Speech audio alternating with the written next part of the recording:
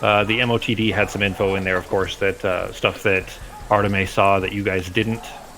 And I think a little bit of vice versa. You guys pretty much kind of informed what you came across, the things that you dealt with.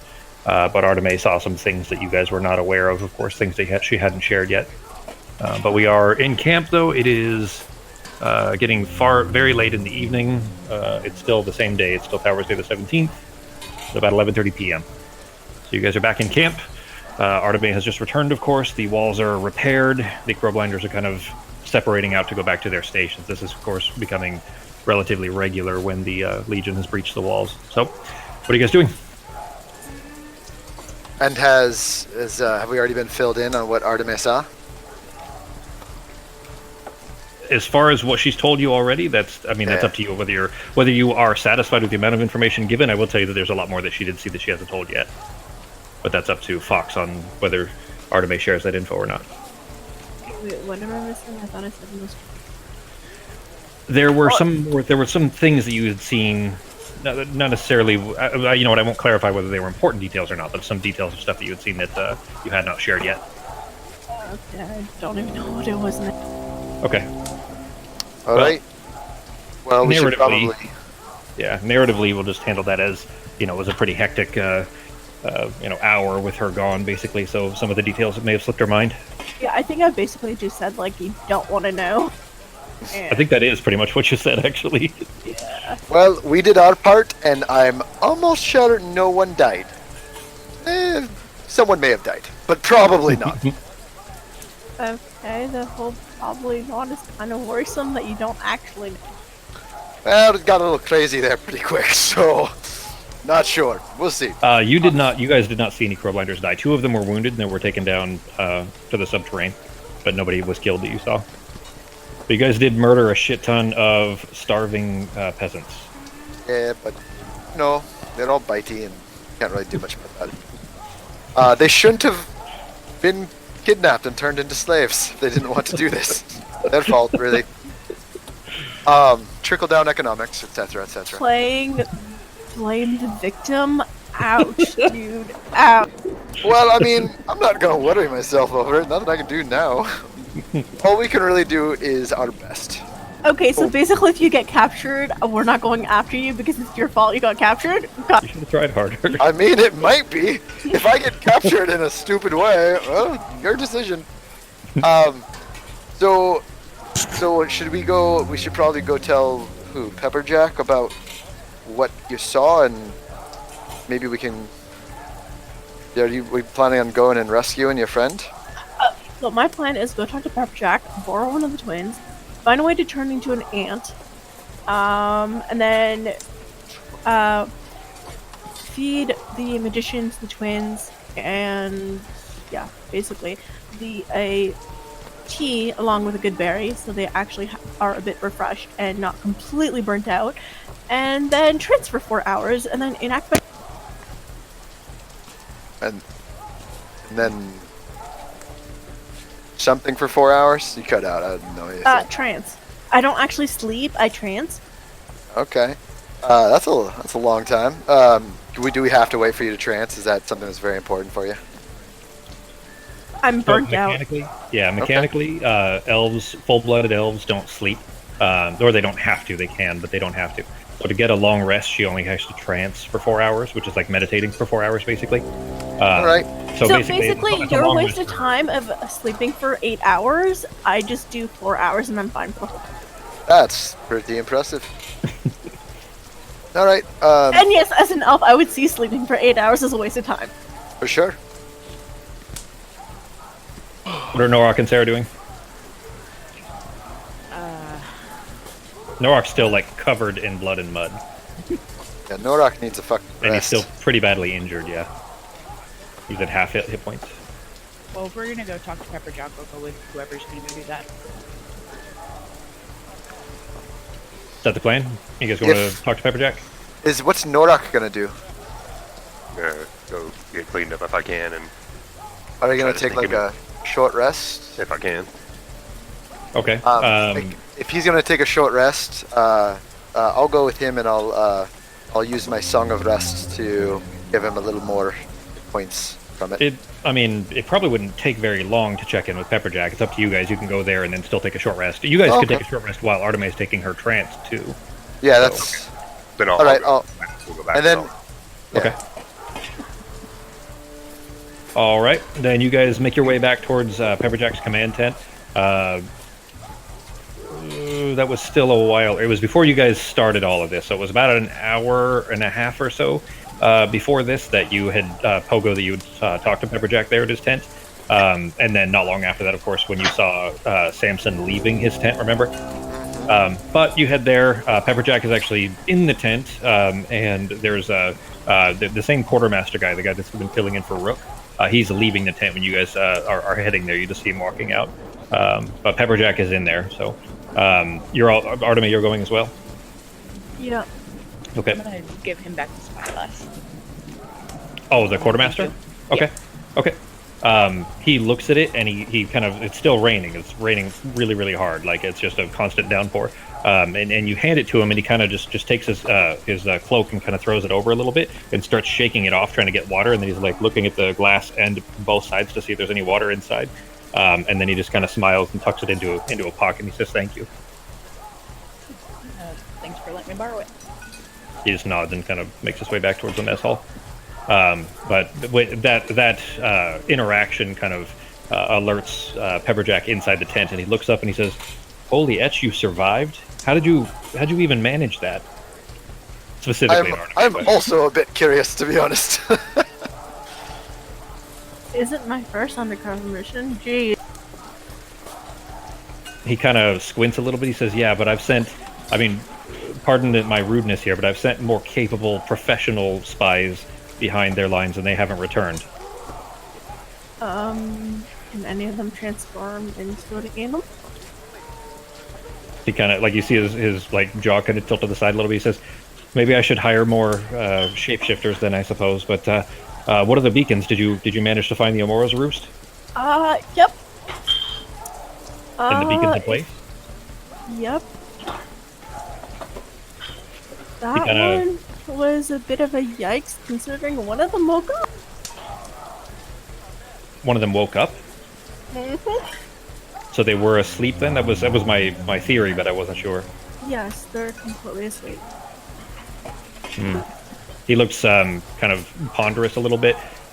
He says, "So, I mean, you managed to drop that by the beacons then, and that was, what I was hoping for. But how about what you were after? Did you manage to bring the mage back?"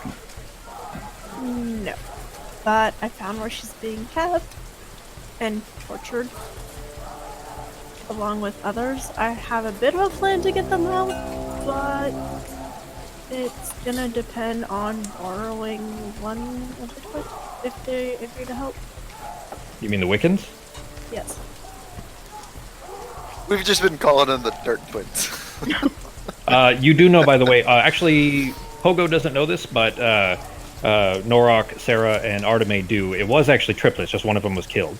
Aw. So Oh. there's basically Wait, no, you said twins last time. Well, I've called Well, them they're twins because you now. guys have, yeah. 'Cause basically, there were triplets. It was, God damn it, I can't remember the third one's name.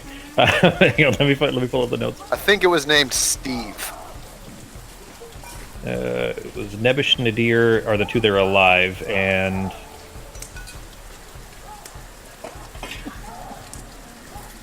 Nil. The last one was Nil. The one that was killed was Nil. Oh, Neil. Okay. Yeah, Nil, N-I-L. So Nebish is the boy that's left. Nadir is the Wiccan girl, and Nil you don't know, but it was the dead.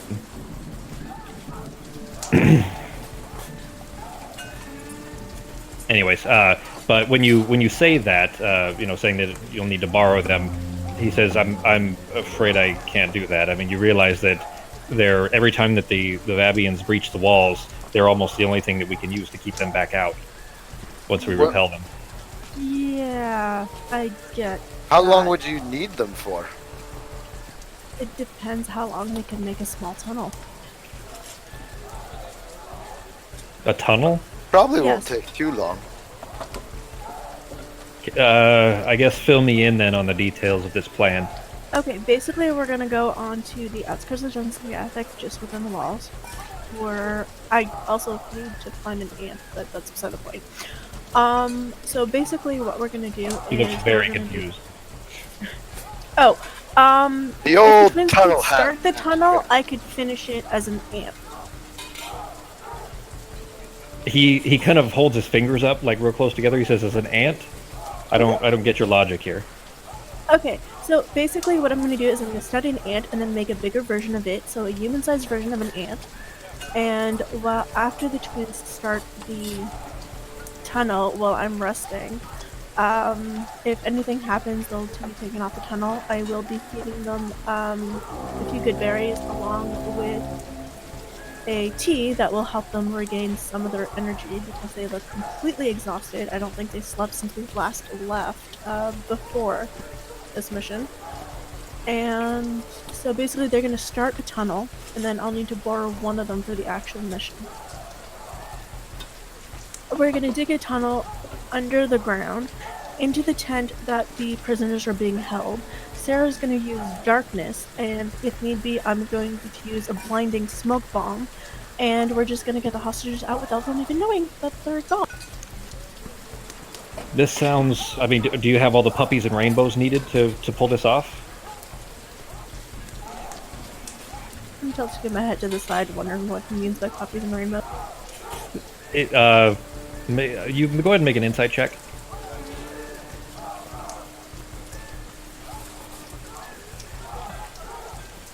He means like fantasy magic, like imagination, because it's just so ridiculous that of a plan. Yeah, you gather he's being extremely sarcastic. He's confused by this human-sized ant that you're talking about, and doesn't have it. He's familiar with transmutation, let's say, turning one thing into another. But this human-sized ant, you would need to be able to have a CR high enough to be able to do that, and the highest you can do is a regular antlion size, which is more like so the nutria we were talking about is about that size. A giant antlion is that size. Okay, but how was I able to do the giant scorpion? If I can't do a giant ant. You didn't do. Wait, when did you do a giant scorpion? You can do a giant scorpion because the CR was high enough. Like the CR was within range. I think it was when you guys were with the Miotao. Yeah, you were able to do that. You didn't. It wasn't just taking a small one and then you made a big one. It was giant scorpions you were familiar with. Remember the giant one that Nora pinned down with his magnet? Yeah. You could still do a giant scorpion. Can scorpions dig that? I don't know if we really need dig. Like, I don't even think ants dig a lot. Well, she was specifically talking about an ant lion. You know what an ant lion is? Just a normal ant. Well, okay, regular ants burrow too, but it wouldn't be. You would need a giant enough one, which I'm not sure. I thought you were talking about an ant lion, which they do make tunnels, like through rock and sand. People have pet ants. They literally have an ant colony that digs like a huge tunnels. So. But that's not an individual though. That's an entire colony that do it. But it doesn't matter. Like it's still feasible that you could. It's just a matter of having one large enough. That being said, you would need a giant ant. Let me look what the CR is of giant ant. Because I couldn't find it at all. Like I found a ton of references to where somebody was turning into ant and then turning something bigger to kill something, which I wouldn't do because that's just taking the fun out of the battle. But yeah, I couldn't find the CR, and Sarah said she found 2 different CRs for it on different stuff. So that's what kind of confused me. I did look up specifically the giant or the ant lion because that's what I thought you were talking about. You know those things that look like a dragonfly but they're really really skinny, like the super thin dragonflies. You know what I'm talking about? Everybody thinks they're dragonflies, but they're not. They're like the really really thin ones. Those are actually what's called a lacewing, and that's what an antlion turns into. An antlion is just a larva, but an antlion looks like a fat tick. Justin Tick, Tick. But it looks like a fat tick. I just figured you'd make a joke if I didn't clarify that it was a T. Anyways, a fat tick with huge jaws, like massive clamping jaws, like some giant ants look like that too. But anyways, a giant ant is considered medium, so it's only a quarter challenge raid. You'd need to be able to find one. But that would be Yeah, you'd have to find one to study it, which would take, you know, especially because they're hostile, it would take you a little while. That would go into the whole rainbows and puppies. A little bit. That's kind of where basically the impression you got from it is that he thinks this is another ridiculous plan. He says, look, I would outright deny you this idea and have you brigged if necessary, if it weren't for the selfless efforts that you've all made to our cause already. He says it's another senseless risk to allow you this excursion that could result in your capture and then the inadvertent revealing of our status to the enemy. That said, go ahead and make a persuasion check. I mean, come on, all of our crazy plans have worked out before. He kind of grins at you a little bit. In our defense, this one seems way less crazy than that last one.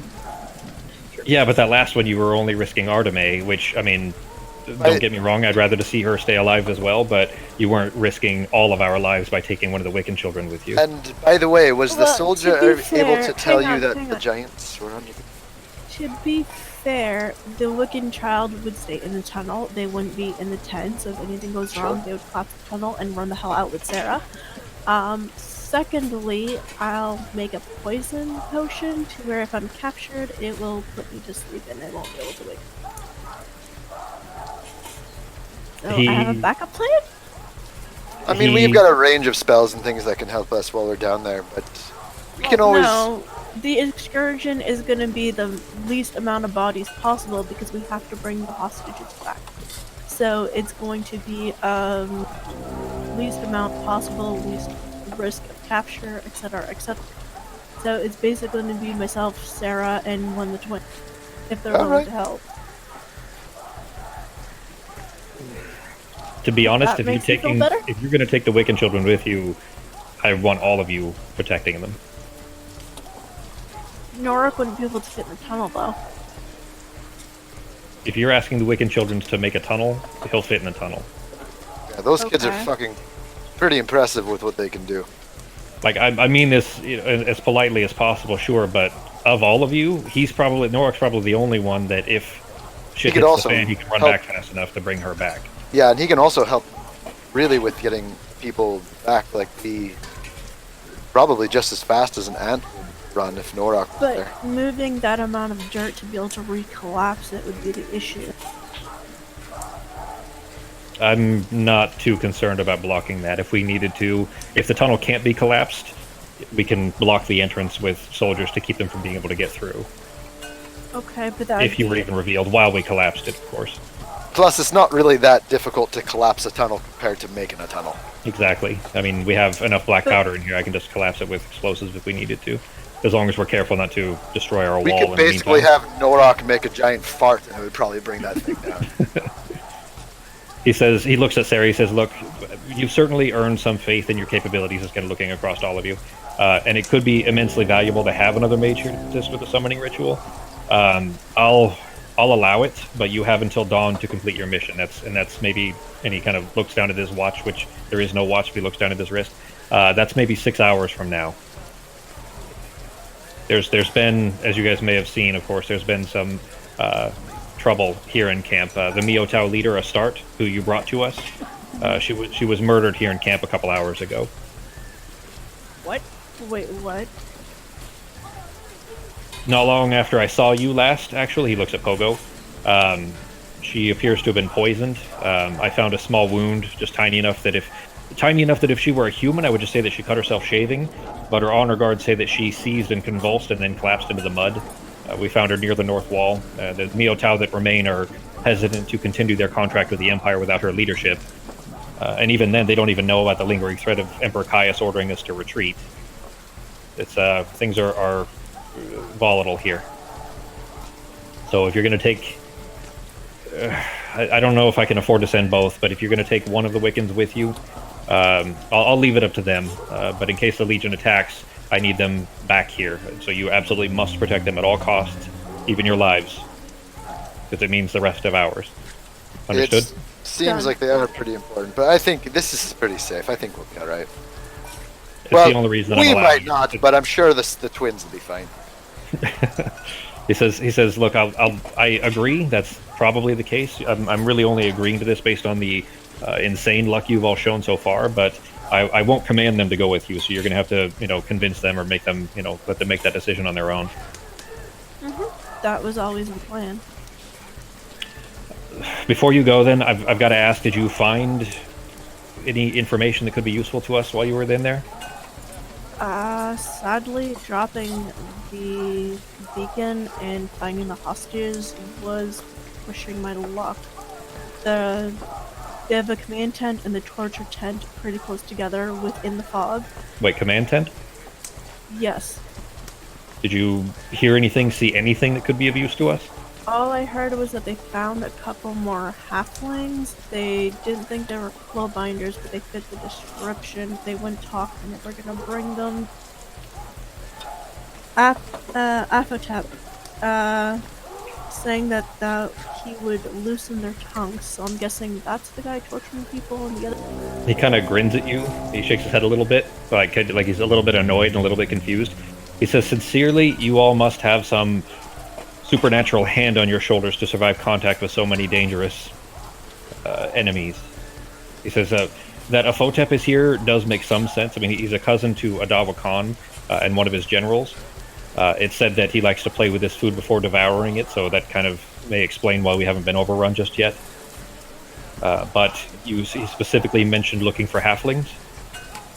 Yes. They said that they found 2 more.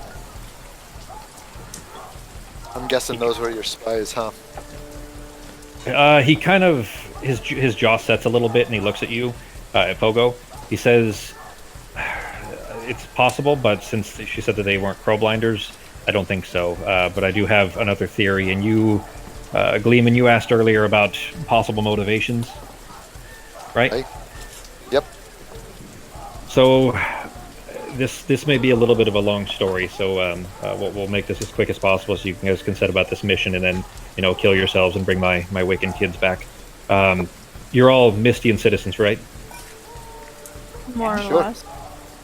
You were all actually, Pogo's the only one that didn't specify, but I would assume that he, is either from the Borderlands, which is kind of the gray area, which most people would just assume Mistian citizenship, or be from specifically inside. So Sarah is definitely a Mistian citizen. Norok is, although he's kind of like a homeless person that's born in a in a city. So not the actual city, but the country. Or Oh whatever. yeah, none of you were born in the city at all. Norok's from an area called White Holler, which is between the Cork and Kerry Mountains and the Wuad Plains.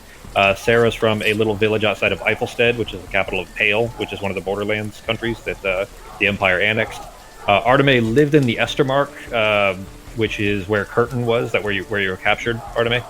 So I mean, Arteme's probably technically Monodoran, not actually from Mist or from the Empire, but they're long enough to have kind of earned enough recognition as a citizen, anyways. Certainly by dialect and language. Anyways, he kind of looks you over a little bit. He says, "Look, I get the impression that you know very little of the entities that you've drawn the ire of." He looks at Sarah. He says, "Corin Xantilis, the rope. You'd be hard pressed to find a more powerful ally, certainly, but really, he earned that earned that power in service to our most treacherous first and last king." He says, "Really, I don't have much business explaining all of this to you. You should really be speaking with Quill if you wanted a proper history lesson, since I'm most certainly going to get some of the details wrong. But the short version is this: the first and last king to Vindi was named Mumos Vindius." Sarah, do you recognize that name at all? Yeah. Hang on.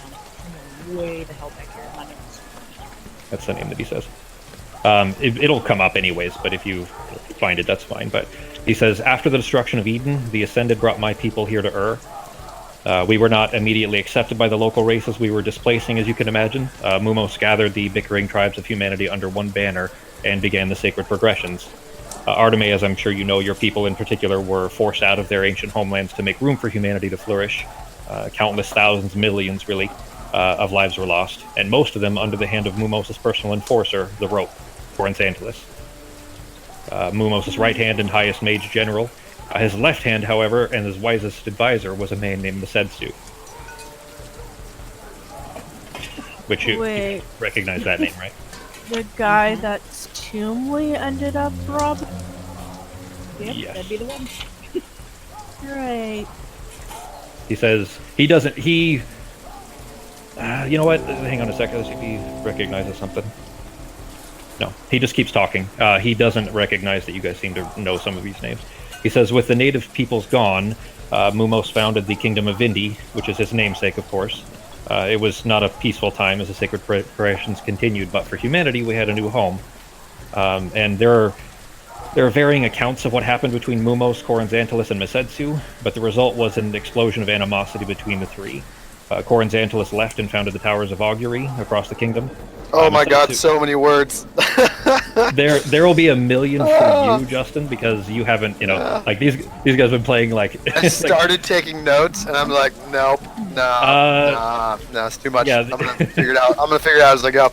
Yeah, these guys already have notes of almost all of these things. It's just starting to wrap together a little bit now, because all of this is over the past year of them, like learning about this stuff. So Corinth, I'll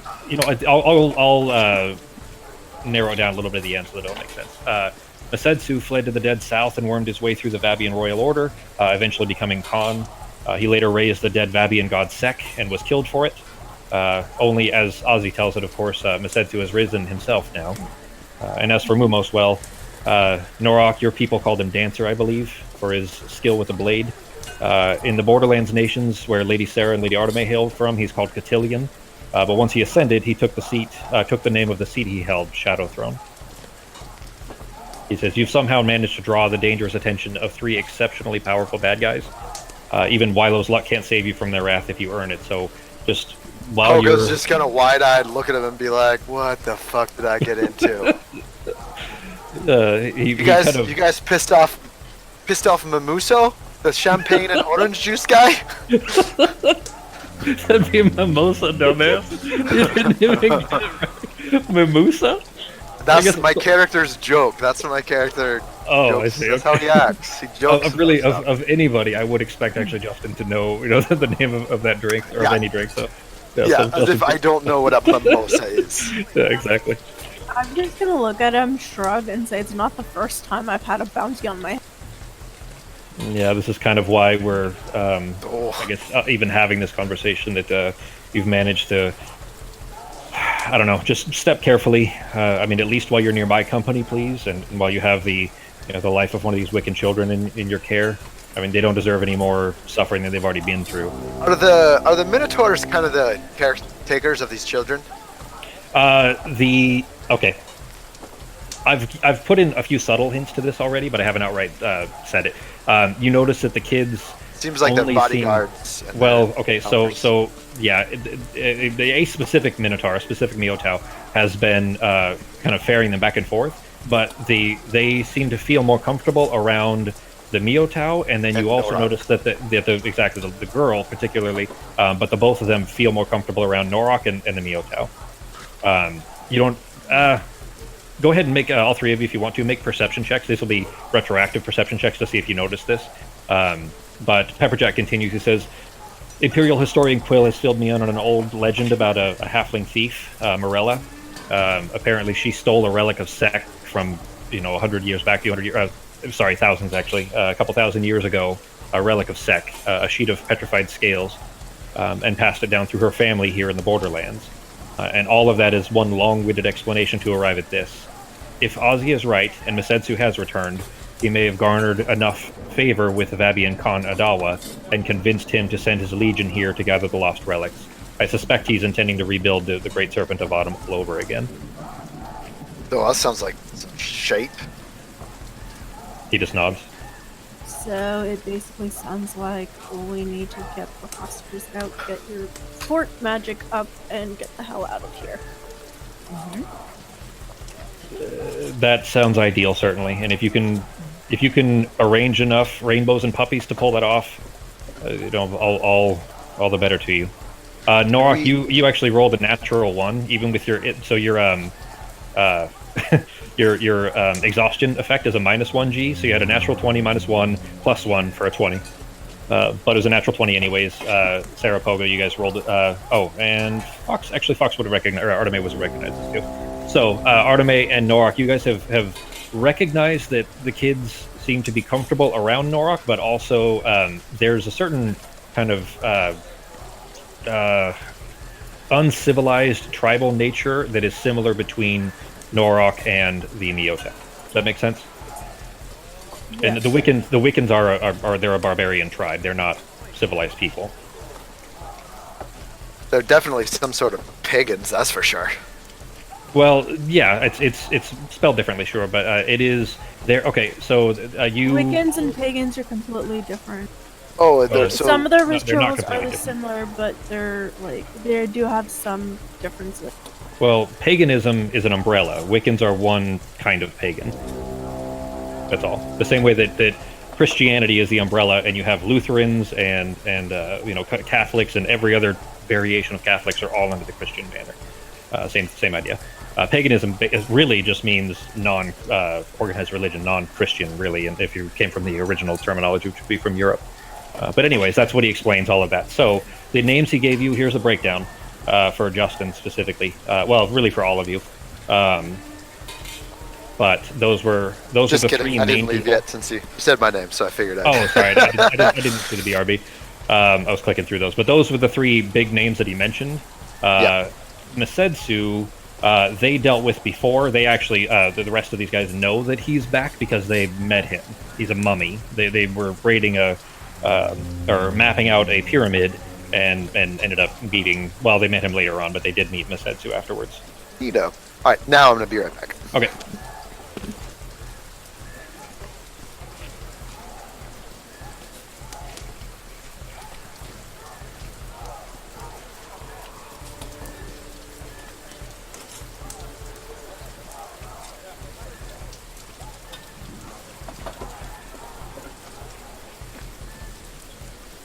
All right. Whoops. Okay. All right. You guys go ahead. I mean, you're still there with Pepperjack, so Pogo's AFK for a second, but any questions or anything? Not really. Other than, does he know about if there'd be any ants around? Something. So you being familiar with nature, this would be below the passive for you. Ants do not like the rain. They disappear when it rains. So I'd be looking kind of underground. Yeah. But they So wouldn't necessarily be impossible to find either. not necessarily impossible. It's just a matter of, like, it's basically, I'm going to let you roll for it. It's just going to be pretty low chances of success. It's going to be a high DC. Okay. They kind of disappear. A giant ant is really the question. It's not, you can't just take a form and then make yourself a bigger version of that. You'd need to find a giant ant. And they are common in forests, and this was a forest. Just, it's been a little while, so they may have kind of disappeared. So. Oh! Okay. Fucking... Oh, I just hit myself in the head with the fucking headphone. It, snapped back. It did not feel good. What? Okay, so you know how the headphones they pull together? Well, I put it on one ear and my other hand slipped and just smacked me in the temple. Hurt weirdly. Did not enjoy it. Oh, wow. Okay. Are they brand new head? Because usually, brand new, they're a little bit Well, extra springy. I don't use them very often. I literally just use them to play this game, and that's it. So. Gotcha. Okay. All right. Okay. So finding one might be difficult, Fox, but I mean, you're at least, you're certainly willing to, or welcome to try. And also, if we have Norok, he can carry the baby and anyone else there if we need him to. Yeah, but my hope was to be able to have one of the twins or both do enough of the tunnel to where I could finish it myself as an animal. This way here we could send them back and get them out of danger for the rest of the camp at the same time, while still finishing the rescue mission without needing to put them in Are you guys leaving Pepperjack's tent? Yeah. You're gonna go stand out in the rain, or where you going? I'm gonna go to the if Norok's gonna go do a short rest, I'm gonna go sing him Song of Rest and then head to the tavern afterwards. Okay. I'm gonna go make the tea. I think I still had a couple of good berries left, so I'm gonna do that. Go make the tea for the mages and the kids, and then try and convince one of them. Okay. Norak then- might want to be there for the convincing too, since they like him. Yeah. And Becky, you were saying something? Oh, no, that we should bring Norak with us since we like him. Oh, okay. Okay, then if you guys are kind of splitting up to go, I guess, are you doing that before you start your trance then, Fox? Yes. I'm gonna Okay. try and have everything set up before my trance, and I'm even gonna try and find an ant before that, because I do know I need a trance. But at the same time, if I could get most of the stuff done for my plan. Wait, in the dream, wouldn't I be able to summon something I've already seen? So theoretically, if I've seen an ant before, I'd be able to study. It would need to be a giant ant. Yes. Yeah. I would say that I'm going to give you the chance to do so, and the reason being is that we'll explain it in this way. That one, it can't be just that simple because you could pretty much have any animal you've ever seen, especially a non-hostile version, which would be a little bit cheating mechanically. So what we'll do is we'll allow you the chance to roll for that, kind of similar to how you would in nature, with the DC representing your thoroughness and your memory. Because Okay. you might forget certain details, and then you might make this weird ass mongoloid ant that has one I mean, leg and can't it doesn't- something like that. Yeah, no, okay, yeah, okay, that's definitely understandable. So, yeah, okay. So That fair? it wouldn't always work, yeah, and it would be like a risky thing to where it might not completely work, and I would prefer, as like a druid, I'd prefer studying animals in the wild than in the dream, but Yeah. for situations like this where it's a clenched thing, I would try it that way, Sure. and I understand that it wouldn't always work, and I would definitely prefer doing it in the wild. Okay. All right, then I guess so. You're going. Is everybody going down to the mages while she's brewing her tea and making good berries and everything? Or are you guys splitting up? Well, I don't really have anywhere else I need to be. I'll just go with them. Did we talk to Pepperjack to make sure he now knows where these giants are located on the field of battle? Did the soldier get back to him? I tried to ask earlier, but they were busy. Yeah, I actually heard you, and I meant to go back to you. It's one of the downsides, I guess, of just being over this is that, or over this instead of seeing somebody, because then you recognize that somebody's trying to speak. Anyway, the soldiers that were with you, there were plenty of them actually out there anyways. Remember, the soldiers were all along the line, plus the two squads that were with you. Definitely saw the giants. So when you say that, when you said that, while Arteme was speaking, he looks at you and says, "Yeah, we saw them." Right. I was really hoping to, kind of get as good of a beat on them as possible, so that if I'm starting to fear the worst, to be honest. But if Clover manages to make it out and we get some proper air support, that we can, rain some hell down on them. But I guess we'll see Do what I happens. know where Clover is, or does he not even know where Clover is? He doesn't know. Well, he knows that he sent her on a mission. He hasn't told you specifically where. He hasn't told anybody where. But that she is on a secret mission outside to bring in allies. And she specifically told you the shell is what he heard. You guys have heard of these. That's the word there. XEL, pronounced shell. And you've heard of them, but it's the way that... Okay, so you guys are all, you've all heard of pygmies before, right? Like pygmies in the Congo and in South America and so on. So it's the same way that you've all heard of pygmies, but nobody's ever seen one before. Like, people have, just not any of you, and very few people ever see them. They're very reclusive people that live in the mountains. That's what you've heard about them. And that she was on a mission to find them and try to get them to offer air support, as far as you know. You don't know really how that would work or what that means, but that's what you got. So. The only other thing is I'd like to ask Pepperjack if there's... we're going to borrow a twin for this mission, hopefully get her out, help with the overall thing. Is there anything we should know that we could talk to one of the twins about? Something that might help us recruit them if they would be willing to help, or do we just have to drop your name and they'll help us? Really, I to be honest, I don't want to push them too much. As you can imagine, they've been through a lot already. So I don't know that I really want to coerce them.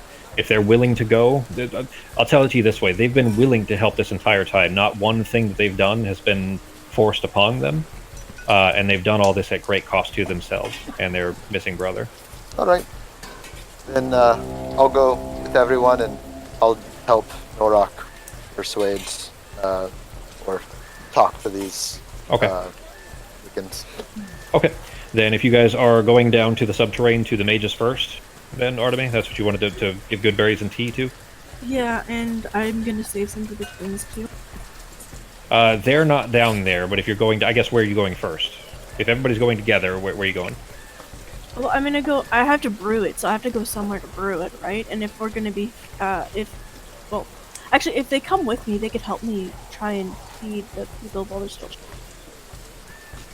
Who's they? If you mean if the rest of the group goes with you to Yeah. make the submarine? Okay. Yeah, because Sarah already helped me feed them good berries once, so she could help again, and then Sure. the tea. Okay. Then if you are all heading down to the subterranean where the mages are, you go back down and it's still all 6 of them look significantly more tired than they did previously. Like they've spent. It's only been a matter of a few hours since you were in here, Arteme and Sarah, but they look like they've been at this for another full day since then. That's how Yeah. tired they look. So they definitely the tea. They look, clearly beleaguered. There's plenty of space in that you can, in the corner, kind of, make a small fire or something. But you are on hewn stone. Huh? It's not like outside where you can make a relatively simple fire pit. You're basically on like the floor of a stone building. Yeah, that's fine. Okay. So what are you doing? How are you making this? Do you have some means of making fire? I think Sarah probably does. Yeah, I've got a couple cantrips. Okay. I've got fire. Not quite ideal because that's really an explosive. Like that's less about making a fire. Does anybody have like create bonfire or anything like that? Thought I drew a craft for I don't know light. if Druidcraft can do it. Light doesn't do it either. Druidcraft is... I don't think it can make fire. Prestidigitation can make fire. Which one? Druidcraft does not. It's called Prestidigitation, but Oh, I don't know you can that one. instantly light or snuff out a candle, a torch, or a small campfire. Okay, so you can with Druidcraft. Okay, so you can make a little fire on the ground and then use Druidcraft. It's the last bullet. Yeah. Okay, all right. Then you set up there. Norok and Pogo, what are you guys doing? Well, I thought we were going to find one of the twins or the twins and talk to them about our plan and see if we can get Yes, but I need to brew the potion to give to them to get them energy back up. Well, in that case, I'm just hanging out with Norok. I was planning on helping him out if he was going to take a short rest. Okay. That was pretty much it. What are you doing, G? So I'll just go with Arteme and Sarah then. Seems like Okay. we're all doing the same thing anyway, and then we'll go to the kids.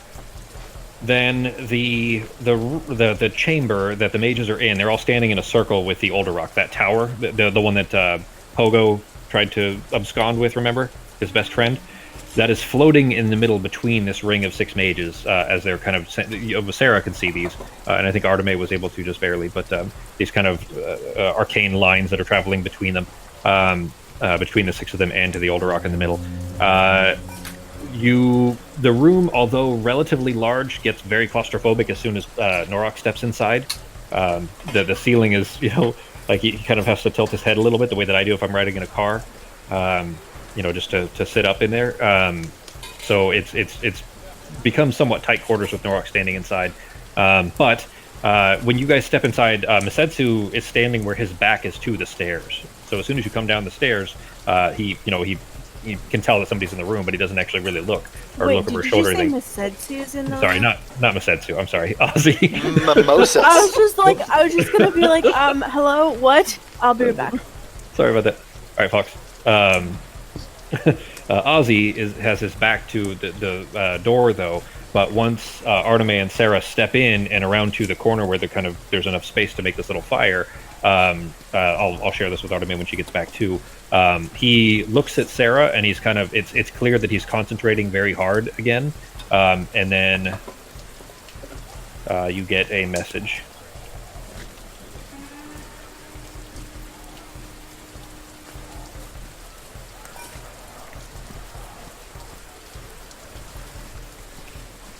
Norok and Pogo, you guys, Pogo, you gonna do your Song of Rest?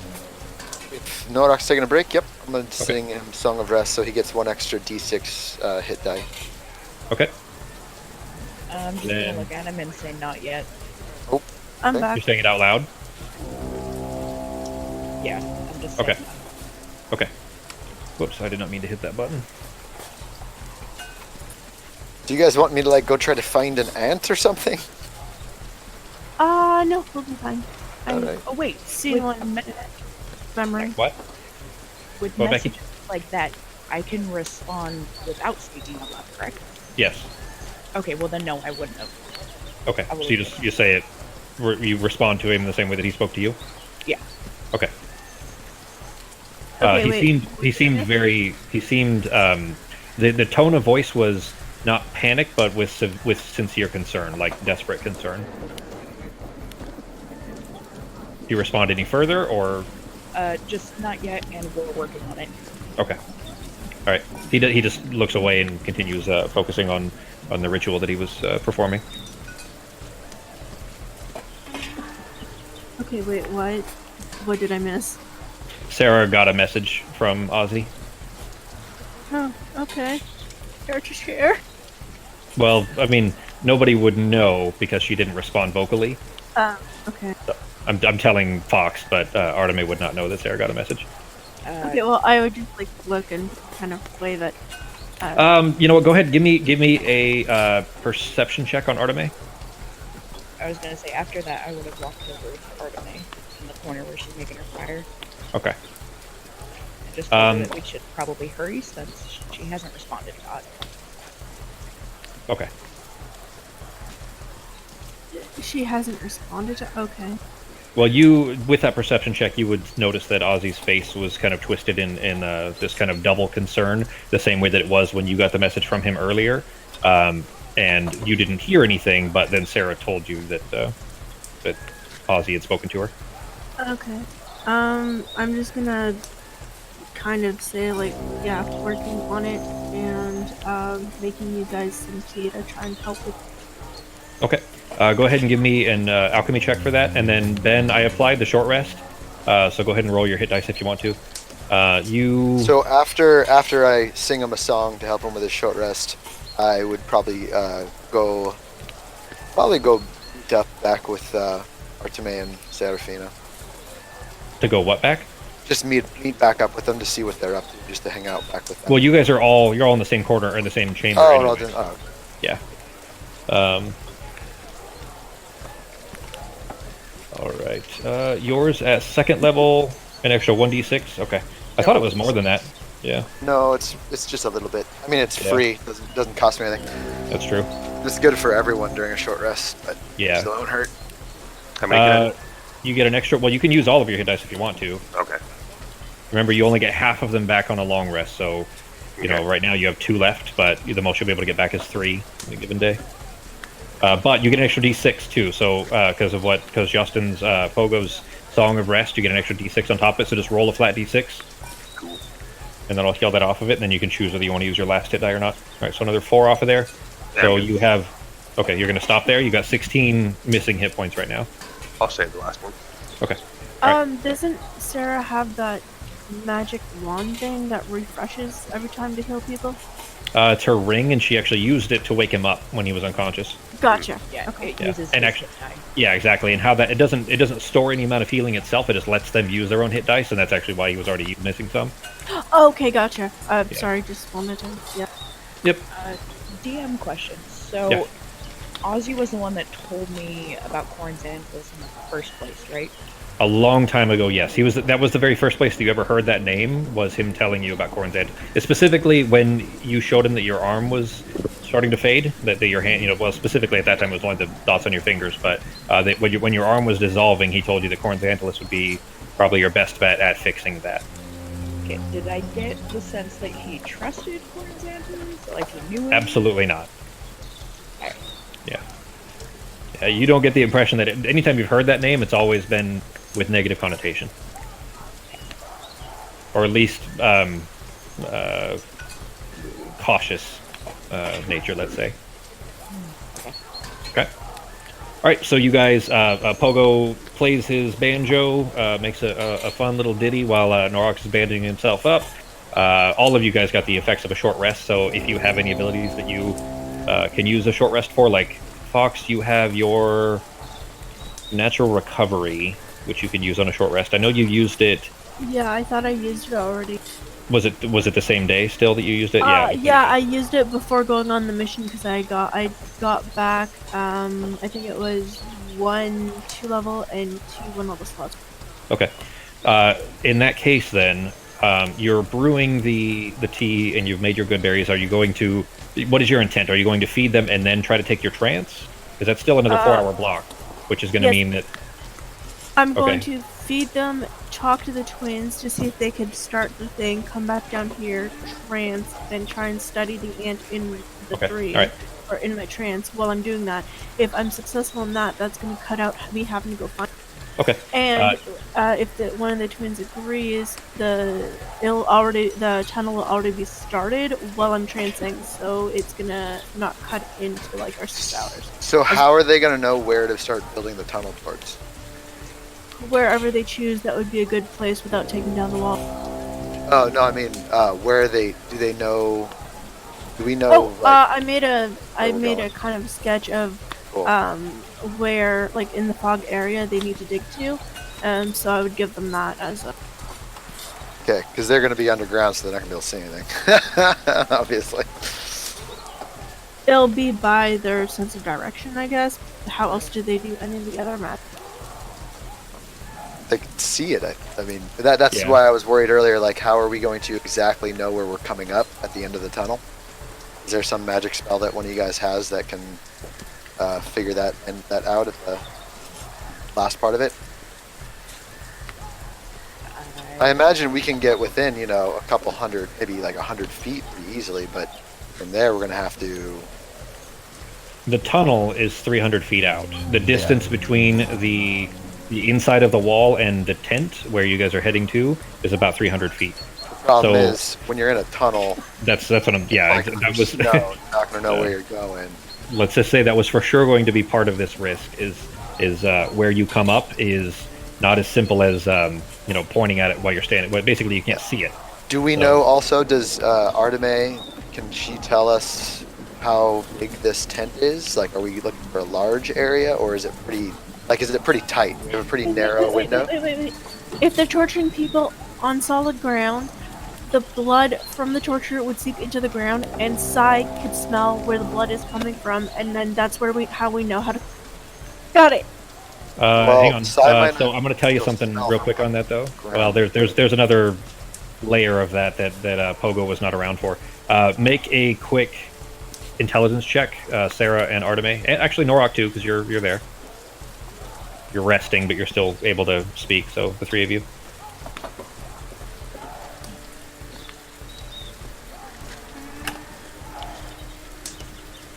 Are you cooking, G? Yeah, he is. Okay. Making barbecue sauce. I'm gonna make a brisket tomorrow. Making barbecue sauce? Yeah, I make my own. I make my own spicy ketchup. Nice. I've only made ketchup Both once. of you? I make my own condiments by pulling it off a fucking shelf. Actually, You don't even pull it off a shelf. I You don't have even it pull it. delivered. I literally pay someone to pull it off a shelf and Yeah. bring it to me. You barely take it out of a bag. Yeah, that's about as much effort as I put into it. I take it out Like, of the bag where's and the put it in ketchup? my It's in fridge. the bag by the front door. It's next to the chips and the coffee. Speaking of, actually, Amazon is 3 stops away right now to drop something off. Neat. Anyway, Sarah and Norok, you guys both, when Arteme, says that back to Pogo about smelling the blood, Sarah and Norok, both of you think back to, it's been, I think, a week. I'm not going to pull it up in the calendar to check. It's been about a week now that Norok, you remember beheading a Vabian mage just outside of the borders to Dunskathak. At the Battle of Sodden Field, where there are thousands and thousands of bodies laying in the mud. Right. But we're going in the right direction, right? Basically, they're going to be digging the tunnel in a certain direction. So smelling the blood in the earth in the clouded area would still theoretically be possible. Where's the map of the area? If you go to images, and then you'll see it in your list of anything that's shared to you. I can share it to you again, anyways. But you do have that. Yeah, I found I don't. it. Can animals smell from being underground hundreds of feet, or like even tens of feet? You're underground in the dirt like that. Well, you're definitely not going to be hundreds of feet underground like no, that. no, that would but be- like But Yeah. you're still going to be maybe, let's say you get 2/3 of the way there, so you're 100 feet away through 100 feet of dirt, It or at de- minimum 10 or 8 feet of dirt between you and the top, and then 100 feet away. Yeah. It I just- depends I don't on how long the blood has taken to soak into the ground, how much is soaked in, and etc. Can I, It's also- can I do a it's also survival been- check to decide if Pogo thinks this is going to even be a fucking thing? Go ahead. It's also been raining nonstop for Nope, 24 hours. I'd have no idea. Yeah. Smelling blood, it does not seem feasible. I mean, if Sai's with you, she kind of gives you a quizzical look. Can I do a survival check to see? Yeah, go ahead.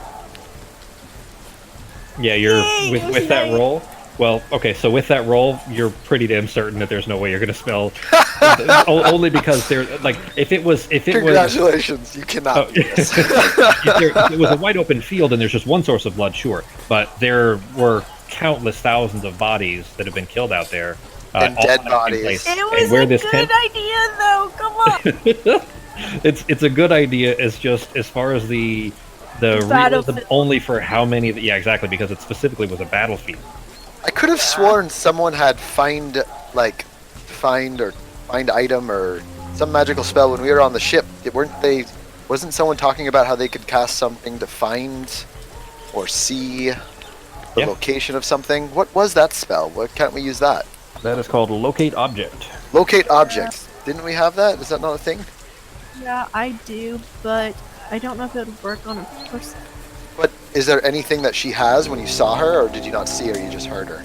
She had nothing on her. They literally stripped her of her clothing and everything. She was tattered. She's wearing half and- of a burlap sack, Yeah. like a burlap pullover. Well, if we can get close enough, you can. Were there other people wearing burlap sacks inside that? There area? were objects in there. How Or familiar do you objects need to in be- there? Yeah. Well, inside the tent that she could see. How familiar do you need to be with the object for it to work, Fox? Okay, so describe or name an object that's familiar to you. Sense the direction to the object's location as long as the object is within 1,000 feet of you. If the object is in motion, you know the direction of its movement. The spell can locate a specific object known to you as long as you have seen it up close within 30 feet at least once. Alternately, the spell can locate the nearest object of a particular kind, such as certain kind of apparel, jewelry, furniture, tool, or weapons, which is how I used it to find the boat. Yeah. But it can't find an object if there's any thickness of lead or even a thin sheet of blocks a dark path between you and the object. Make a nature check. Just Nature? order me. Yeah.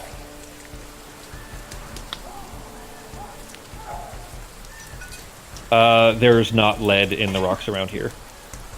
Okay, so I would be able to use locate object to locate the burlap sacks. That might be too. Broad, because there's Yeah, burlap because sacks there's holding going to be burlap. food Yeah, and there's going to be flour burlap and closer. Exactly. Yeah. all sorts of And things. it wasn't distinct. It was basically a burlap sack where you cut the head and cut the hand holes, and that's what they put on her. Was there anything else in the room that you can remember that might be more specific? Give me a memory check, Fox. Perhaps even maybe tools, torture tools? Okay. Weren't they held up with chains and what's Okay. it called? Like So tool- since you remembered anyways, that's actually what I was going to tell you, is that because it was such a distinct object inside the room, that you would remember that there is, you guys know what a winch is, right? Like if you need to pull a truck out of a like a ditch, you know what a winch is, right? So you saw this woman that you assume is Maievi. She is laying on a wooden scaffold on top of it, like a platform that was built, and there's chains tied around her, or well, at this point it's tied around her waist, and that chain goes over to this winch, and it's sitting still right now, but it looks like the winch would be rotated to pull the chain. Okay, so I'd be able to look at that. And what's the range on that bad boy? 1,000 feet was located. Holy is what she shit! said. There we That's what go. she said, was 1,000 feet. So Problem, I present solution. with one difficulty based on what you were just describing, though, that Arteme would need to be directing them to point Sure. to it and casting Well- locate object along the way. Well, as Pogo mathematically figured out, even if it's just one, it won't take them a terribly long time to build this tunnel. The version Pogo, you've seen this, although you probably wouldn't recognize the difference between, but at all between the kind of the variation, let's say, of Move Earth that they're using is a very ancient, kind of almost spiritual version of Move Earth that is able to move a lot faster than the traditional version. Again, not that Pogo would know, but Arteme definitely would have noticed that. It probably won't take them too long. If we get them this tea and we give them a berry and we have Norok charm this little twin child, talk to her and get her to be on our side if this is a good plan, I think that'll probably work fine. It Well, would tell you what, really guys. help with their survival too if we do this and get the extra. You got to take a quick break, Jeremy? It's just Amazon. He'll be closing the door here in a second. Hush! And I'll go get it. Go ahead, guys. Esther just doesn't like when somebody opens my garage door. Esther! Okay. So. Oh shit, never mind. You dropped it at my front door. Let me grab it real quick. Sorry, Fox, 1 second. Okay. So, I mean, this seems fine. Seems like a good plan. We can just plan to do it after you do your meditation, and whoever's going in the tunnel can go with the twins and maybe one of those minotaurs. But I think we can probably, at the rate that these children can move Earth, I think we can probably all walk through there as if it's a small tunnel for all of us. I mean, to be perfectly honest, I'm probably the biggest hindrance. I'm tiny. I can barely run fast. Alright, I'm back. Well, we do have the room. Float a couple inches above the ground and go. It's true. That would work too. That way, if you think about it too, because the twins, they can probably cast the spell from a decent distance, and if we can locate the object within a small amount of area, the twins can stay back maybe 30 or 40 feet, and then they can move the earth around, and we can cast darkness immediately after. And which one of you can cast darkness? Is that Serafina or is that Arteme? That's Sarah. So Sarah, you can cast darkness. Fly up with your broom. Maybe we can do maybe we could both go up with the broom, do what we need to do, and help. You can guide me maybe, and then help Norok to get maybe out, and then maybe Norok and Arteme can help get her out and get her back down the tunnel. How big was this tent again? Is this a large tent that you saw? Should estimate that it's very big. It's about 70 feet one way, and like 50 feet the other way. Oh, that's a big fucking tent. Yeah, really big. All right, so everyone in that tent is going to immediately know where we're at. So we're going to want to make that quick. How are they gonna know the whole point of darkness is so they can't see? Yeah, but it's only what, 20 feet by 20 feet? What's to stop these crazy bastards from just throwing magic spells at us or shooting Basically, arrows to into the cast darkness? I throw a couple of blinding potions up there. Well, we don't want to blind ourselves. You mean smoke bombs? Yeah, the smoke bombs that'll blind them, and then when we go up a couple of seconds after, it dissipates where they're blind, and we're good. Yeah, but We won't be If blind. you step If the through the tent blinded, is- or if you step through that smoke bomb, it's going to burn your eyes too, though. You'll And have if- as well. if the tent's that big, there's probably going to be other people inside that tent who might be outside of darkness and might not get hit with the bombs. Like, I'm just saying, it still sounds like a fine plan. We're just going to want to make, swiftness a priority here. So if she's chained up, And out snatching. did it look like something that we'll be able to break through when we get there? I feel like Norok probably could carry the whole fucking thing, but is there some? Because I'm not. All you guys Actually, ever use Norok for is punch this, hit this, carry this. He's super handy. He's definitely a necessity with this group of tiny tiny people. What do you? Ben, What do I'm you? sending you, Ben. I'm sending you a message in Fantasy Ground, so go check it in a second.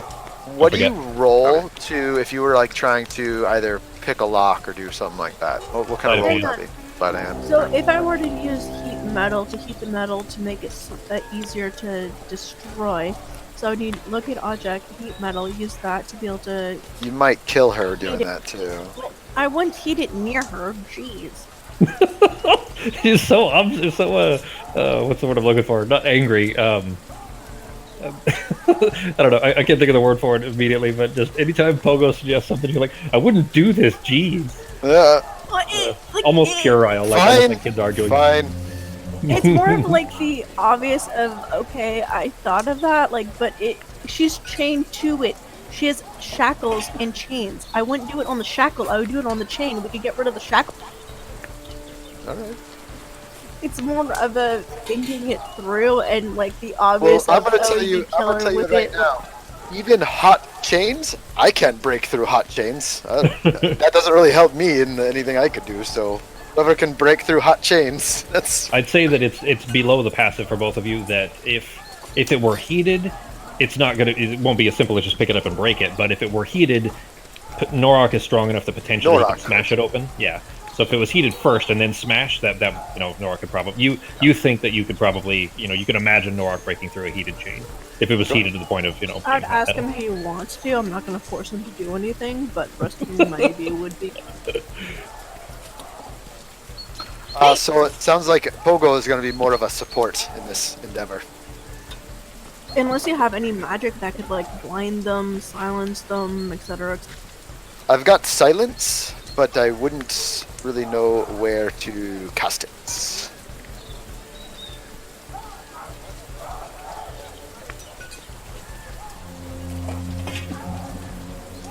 So I mean, I could cast it when we get there if it's something that's necessary. If we see, but that's the thing is, I won't really see a threat since we're going to be in the line circle, and Norok won't be able to see the chain to break it because none of us will be able to see anything.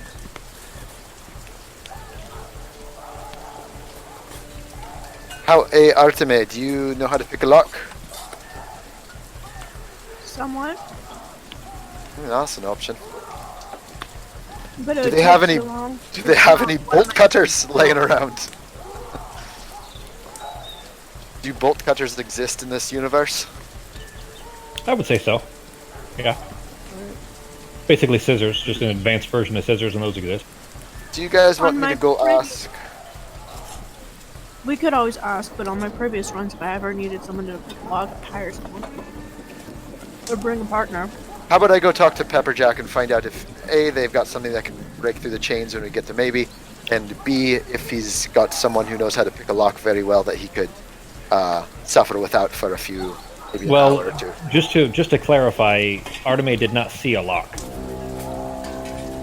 Doesn't mean there isn't one. She just didn't see it. The chain is just, as far as what she has seen, was just draped around Maibi's waist. But Maibi, basically, Arteme spent. This is literally the details that she saw within a fraction of a second. Got it. She did not go inside the tent, and she did not spend more than a second. She just basically saw that she, a woman that resembles Maibi, bald head with tattoos and everything, and then immediately ducked around the corner between some tents and then flew out. So I've got. She was almost seen. I need I've more got time, and I would have been another way idea. too risky. Yeah, exactly. She was almost seen. So, but that Did we decide that this was a commander's tent? command tent is right next to it, literally right, Right next next to it. to Okay. it. She ducked between the command tent and the torturer's tent before she flew up. I mean, this might sound a bit crazy. What if, since we know where the command tent and the torture tent is, what if we just kind of dropped the tunnel underneath it, took them by surprise, and us and the crowblinders just see if we can take them out? With an operation like this, taking out the one command tent would do nothing. It would just incite a retaliation, and we'd be dead. All right. Whatever they're looking for, they wouldn't see it as necessary. Well then, what and if we they did would just that same thing, but right underneath where maybe is? And any other soldiers that might fall down with them, we'll go ahead and take them out before we start collapsing the tunnel behind us.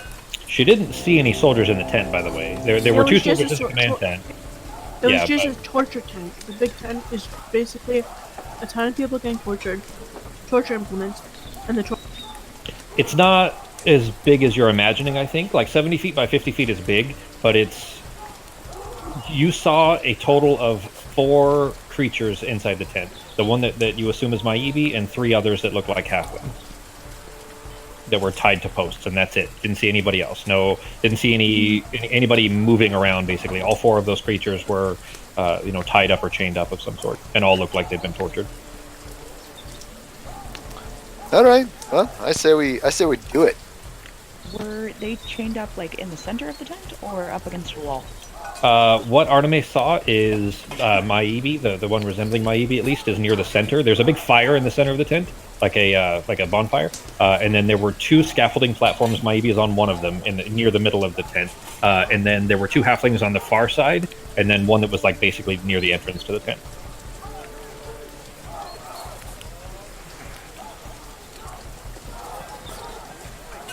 I might, depending on if it's a 15-foot radius for darkness, I might be able to set it up where the darkness doesn't quite hit Maibi, hopefully.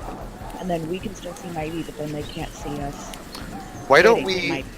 What if we just wait to cast the darkness until we get right in the room? We can maybe have a second or two. It's not like people that are going to be looking for mole people coming out of the fucking ground. You might have a little time, and then you can cast darkness.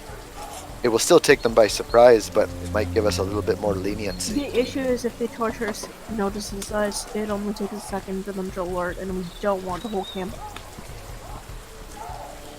I mean, honestly, there's a chance that... So, imagine you're the torturer, and suddenly your entire world is filled with darkness. You're probably going to make one hell of a noise the same way that you would if you saw someone coming out of the ground. I don't know if it's going to really hamper his ability to warn other people. Does that make sense? I'll tell you that through all of this, as you guys are having this discussion in the corner, Ozzy keeps looking at you guys, and Norak, you keep seeing his eyes go like really wide, like what the fuck are you guys even talking about? And then like he'll kind of refocus on the ritual, and then like you'll say something else that I totally forgot that we're down in the ritual area. There's 6 mages standing nearby. Now, one of them knows exactly what you're talking about because he had been, at least in some amount of communication, with Maibi. He knows that you're talking about trying to rescue her, and sometimes his eyes go like very, very wide and confused. Anyways, yeah. Do I also see Ozzy, or is my back to him or something? I mean, you could, yeah, all of you. I mean, you could turn to look at him for sure. Okay. I would just be like, hey, it's not the best plan, but it's the only one we've got at the moment, and we have 6 hours to... You're 5. Yeah, you got 5. Yeah. Well, I was going to, because Fox still is, or Artemis is still planning on trancing for 4 of those hours. That I was just going to. We'll narratively say that you guys took that short rest at the same time that she was doing her trance. So you didn't waste the hour yet. Basically, you just wasted half an hour to 45 minutes or so with this discussion. Okay, so I'm gonna and brewing berries and tea. Yeah. And go and bring it to people. Okay. Well, yeah, and let's make sure that we can at least get one of the twins on our side before we even go any further. That's very important. Yeah. Okay. Well, then, we'll just for the sake of time, because I don't want to run too long. Yeah, Justin's got to go in an hour and a half anyway. You finish the teas, you finish brewing the tea, and the good berries. The mages specifically won't accept it, except one at a time. So because there's a verbal component to the ritual, as you're kind of holding this tea up, and they can't hold it themselves, like you're literally holding it and like feeding them the tea. Only one of them will accept it at a time, because that one has to stop doing the verbal component of the ritual, still drawing the arcane glyphs and so on. But you finish kind of giving him enough tea, just little sips at a time, and feeding them all good berries. That takes you a good 10 minutes just to feed all of them. But you have finished it. You have enough tea left over for three cups worth of it, basically, like 3 cups of tea. And then, and a handful of good berries left over. So go ahead and mark off your actually, you haven't taken your rest yet, but you do have spell slot available. So go ahead and mark off your spell slot for your good berry. Oh, I did. Yeah, I was almost completely out. Yeah. Oh, I see. You're just doing that for combat mode. To be able Okay. to Gotcha. see, because I was looking through my spells, so I'm just gonna leave them undone. I know they're all used up. That's fine. If you're especially going to trance anyways, it's fine. All right, so you finish that process. There's a very subtle look in Ozzy's eyes that is clear that he's wishing you luck certainly, but kind of concerned, worried about Maibi. But you finish up with them, make your way up back out of the subterrane. All of you going together. Yeah. Anybody going to do anything else? Nope. I want to go help convince. I actually think this is a pretty good idea, so I want to go with Norak to try to help convince him, or convince one of these. Okay. You don't know where they are. I would say that because you've seen them with the usually with the Miotao, that you do head to the pen, which is the kind of area that the Miotao have built their kind of temporary barracks in, which are literally just like a tent. It's not even a tent, rather like a pavilion style, like basically just a bunch of poles with leathers over top of the poles, and then the sides are wide open. There's like no walls basically, and then cots on the ground. So they're all, the area where they're all. You know who could probably make some walls? I know a guy. They're mountain people. They're used to the cold, so it doesn't seem to bother them at all. In fact, actually, where the rest of the natural ones met them at was up in the mountains. So the weather doesn't seem to bother them in the least. They just turn the rain out or keep the rain out just so that they can sleep. But it is middle of the night. Like we're literally talking about it's like 12:30 a.m. right now. So you make your way over to this area. On the bright side, the bad guys will also be sleeping. That's fair. Again, while Maibi or while Arteme was there, she did not see anybody in that tent. Nobody, up and moving. She did see one other person that she has not told you anything about at all. Like Arteme saw a potentially important detail that she has forgotten about, which narratively we are handling in the sense that Fox, or that Arteme rather, in the heat of the moment and in the stress of it, forgot all about this encounter that she had. But there is an important person that she saw that she had not told you at all about yet. Oh, was it that commander got seen by? Or not the commander, but like the guy that I almost got seen by when I was leaving the main. Yes. Oh, yeah, I kind of forgot about that. I think I wrote it in my note. Oh, yeah, I think I ran into an Erdemit. That's what I put down as notes, because there wasn't much else. Do you remember the description? No. Okay. You made a memory check for it already, so I'm not going to have you roll it again. But that's, you can at least pass that much along that you ran into what looked to be a very high-ranking Seardaman. You said it was an Erdemit, not a Seardaman. Yeah, an Erdemit is like a politician, like a magistrate. They're basically they're political leaders is who they are. And you saw him walking in the direction away from the torturer's tent when you saw him. Okay. And the description that you had, that you saw, was that he looked like a Seardaman, except the robes were much darker, especially in certain spots, like it had been stained. And when he turned, you saw that his left eye is missing, and in its place is a gem. You saw like a big, eyeball-sized gem in his eye socket.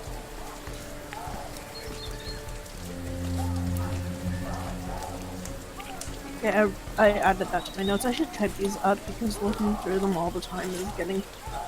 It's easier to write them as we're playing than to type. Okay. I use OneNote, Fox, but I mean whatever's convenient for you. I like OneNote because I can. For me, it's a paid program. So like I had a ton of stuff in OneNote that I can't access. It's definitely not paid. It's free. Well, there's Windows 10 has it built in. I think it's just because it's part of Office now. Well, okay, no, hang on. That's the difference. Maybe it's a different version, because I had an older version and it doesn't work anymore with the new. It could just be a version issue, then not free. So there are two parallel versions. There's the version that comes with Office, and that's actually OneNote 2016. That's the one that I still use because I don't like the UWP version. But with Windows 10, or I think you can even get the UWP store in Windows 7. Anyways, at least in Windows 10, though, it's already pre-installed. It's completely free. It's already pre-installed, and it's UWP OneNote. And that is just called OneNote as opposed to OneNote 2016. and that one's actually like a modern UI. I like the rest of it. It just doesn't have all the features I like in 2016. But anyways, I mean, use whatever whatever program you like for it. That's handy enough for me because you can search it really easily. So if there, a name comes up, you can just search it to find through your notes a lot easier. But anyways, you did see this that you that creature that resembled the description you'd been given of an Erdeman. Okay. Anyways, you make your way to the pen where the Miotau are all sleeping. I'd say that you do manage to find the kids, and they're both asleep. And they're laying on the same pad as a very big the same Miotau that you've seen carrying the two of them. They're like laying next to him. Maybe we should wake Miotau first. Why? Because if he's protecting them, we probably don't want to go straight for the kids. Right. Just saying. That's you doing? a great point. Yeah, I'm gonna gently wake up the Miotau and Okay. How? I'm just gonna gently go for the gently touching me. Okay. I actually was been talking, but I was muted, and I was like, why is no one responding? Yeah, that's pretty much what I was gonna do. Is it the same one that I scared the crap out of earlier? Yes. With the Yeah, the one that you blew Thunderwave So- right next to his face. I am not gonna wake him up. I'm gonna stand in the back because he might be a little frustrated. Yeah. I'll talk his ears to are him probably still after ringing. he's awake. Yeah. Okay. All right. Also, yeah, I don't have one note installed on mine, or if it was installed, I think I uninstalled the version. It may. I'm pretty sure it came pre-installed, but anyways, you can still get it though. Just search OneNote. I don't use the store because I have an offline version. Yeah. Then It's all there's good. I'll just use probably- something else. Yeah, there's plenty of options anyways. Like you can use Evernote or well, you don't use Google, so you can't use Google Keep. But there's a bunch of different programs that do that same kind of thing. So, anyways, you kind of gently kind of shake his arm, and his eyes flare open, and he snorts really, very aggressively, and kind of shakes his head. So much so that his horns, which are not that far from you to begin with, nearly kind of you're probably 8 or 10 inches away from the horns, kind of scratching your face. But he shakes his head and looks up at you, and it's just a very angry what. I just need to talk to the twins. I just didn't want you to wake up while I was talking to them and take. He looks over his he doesn't actually even look all the way at them. He just kind of looks over his shoulder. He was laying on his side. Looks kind of over at his shoulder, and they're kind of at his back. And he just kind of gives a dismissive gesture and lays his head back down. Basically, we've got a plan from Pepperjack that we were hoping to talk to the twins about. It might help turn the tide of this little battle. I don't think he cares. I think he just wants to get back to sleep. He says, "Go about it. Just make it quick." Okay, so I'm gonna wake the twins up. Okay. Gently. The both of them yawn almost in unison and are like kind of fists spread, rubbing at their eyes, and just look up at you. They don't even sit up all the way. They're just kind of up on one elbow, looking at you, and don't say anything. They've never spoken, by the way. You've never seen them speak. Sarah did actually once. But anyways. Okay, I'm gonna fill them in on the plan, ask if they would like to help, and tell them that I have tea for them whether they'd help or not. And, the food. And I'd like to also make sure that Yorak... Oh, do they not understand our language? Do we get the sense that they're not actually understanding what we're telling them? No, I think they understand. They're just... Okay, picture this. Kids You in a get the impression war-torn that you country to where they've seen their sibling die in front of them. Do you think that you'd want to talk, honestly? They're in complete shock and using their magic to try and help rebuild the walls. They're Sure. still in a war zone, still in a completely high-stress situation. I don't think I would want to talk as a child either. All right. Yeah, I think Sarah, you spoke to We Nadir. can let before, them didn't know. you? We can let them know that with this plan, we might be able to end this battle sooner. If we can help all the mages get their plan together, so this might help everybody. Might even save everyone's lives. Sarah, didn't you? I think Nadir spoke to you a little bit before, like one sentence, right? I'm not sure she actually said anything? I think she just said thanks or one thing when we helped the twins out with something. They Yeah, only it said was- like one word, that's it. So they're just literally traumatized. Yeah, but it does seem like they understand. And then Pogo, when you explain that, both of you actually, I'll let either of you roll this. It's up to you. But between Pogo and Arteme, who are doing the talking there, one of you can help the other. I'll So help one of you. persuasion check because his is probably high. Okay. So Pogo, roll a persuasion check with advantage. How do I do advantage again? Bottom left corner where you see the ADV and DIS boxes. Not too bad.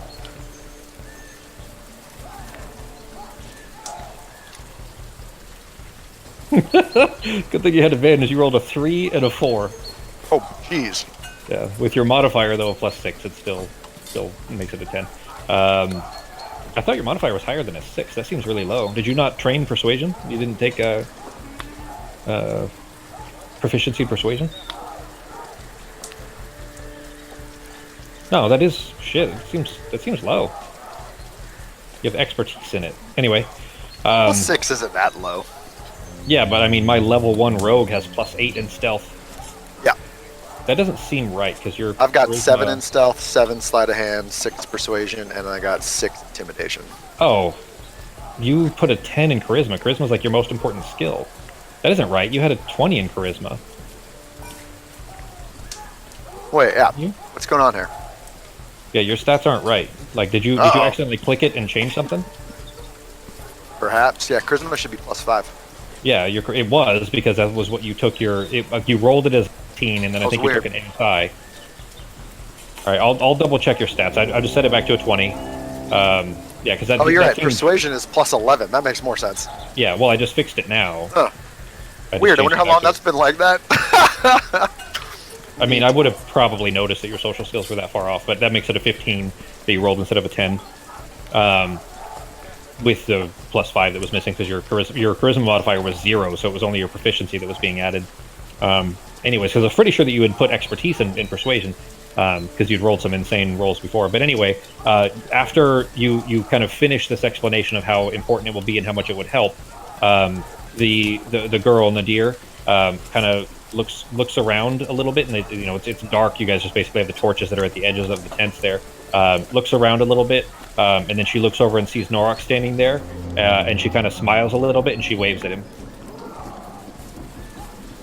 I'll way back and say, yeah, we know you guys have done a lot, but we could really use your help here. So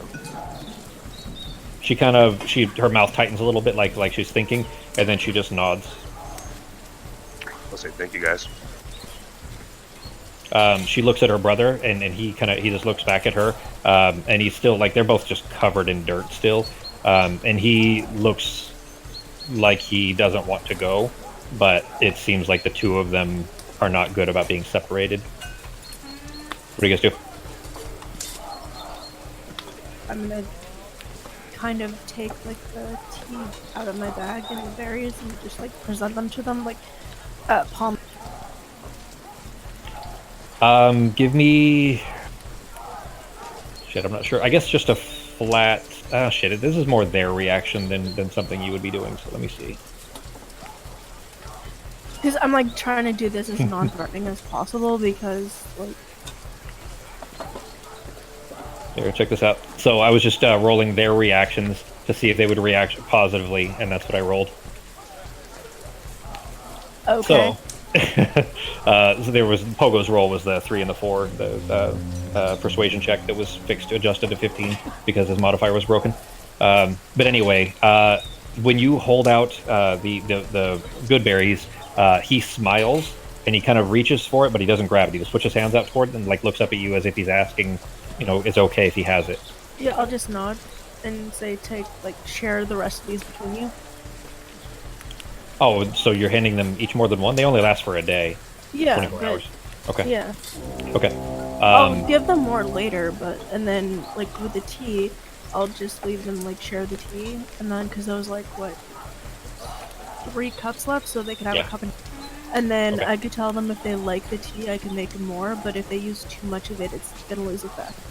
As soon as you've handed the tea out to them, Nadir, the girl, picks it up and tips it back slowly and immediately spits it out to the side and makes like a gross gesture. It tastes disgusting. It's very bitter. Okay. Like you can add flavors to make it taste better, but by default it tastes very bitter. How do I ask somebody who's not talking? I'll ask her if she would like it. She kind of gives a very hesitant smile. But by this point, though, Debish has kind of sat up and he's starting to like pull his things, like he's getting ready to go. Okay, so I'm gonna put something to sweeten their tea. Okay. Maybe a bit of mint leaves and. Okay. It's pretty minty already. It's just very bitter. It's like a I think I put it in the description for you there. Oh. No. I thought I did. I kind of looked at the description last time very quickly. I may not have. I thought I had, but nope. I have it in my notes. I just didn't put it in your notes on your sheet. Oh, But it's anyway. red tea. Okay, so. Yeah. Yeah, That's fine. No, maybe- I don't want to spend too long on it just because because we're. Okay, yeah, maybe a bit of blueberry to like and sweeten it. Or Okay. something to sweeten it. I don't know what off the top of my head I would go with mint at the moment. Then you guys kind of they gather up their things and they're getting ready to go with you. And as soon as you turn and start to walk off, you hear a grunt from the Miotao, and he kind of his eyes are back open again. He's still just laying there. He hasn't moved, but his eyes are open and he looks up at the rest of you and he looks up at Norak and he says, "You bring them back safe." I say we will definitely. Maybe Look you at just this close guy. his eyes. Nothing bad's gonna happen when they're with this big bastard right here. It'll be fine. He Sleep looks well, at big. you. Sleep He looks well, at you you. big, amazing beast of a man, you. He looks at you. And Can I give him a little pet? like a little tap on the head, like, Oh, you're gonna get fucking impaled by bullhorns. He looks Sleep at well, you and big just gives an guy. angry snort, like a he probably still has ringing in his ears from what you did. So, all right, you have the kids. You walk them out into the pouring rain in the middle of the night because you're irresponsible temporary parents, and take them to the southeast of the inside of Dunskathak. Most of the camp is asleep, of course. There's still the annoying horns from the Babian Legion, but you are kind of set and ready. So unless you have anything else you need to do in camp. No, that's Alright. about it. So I'm going to show them where to start doing the tunnel. Tell them I'm gonna go trance.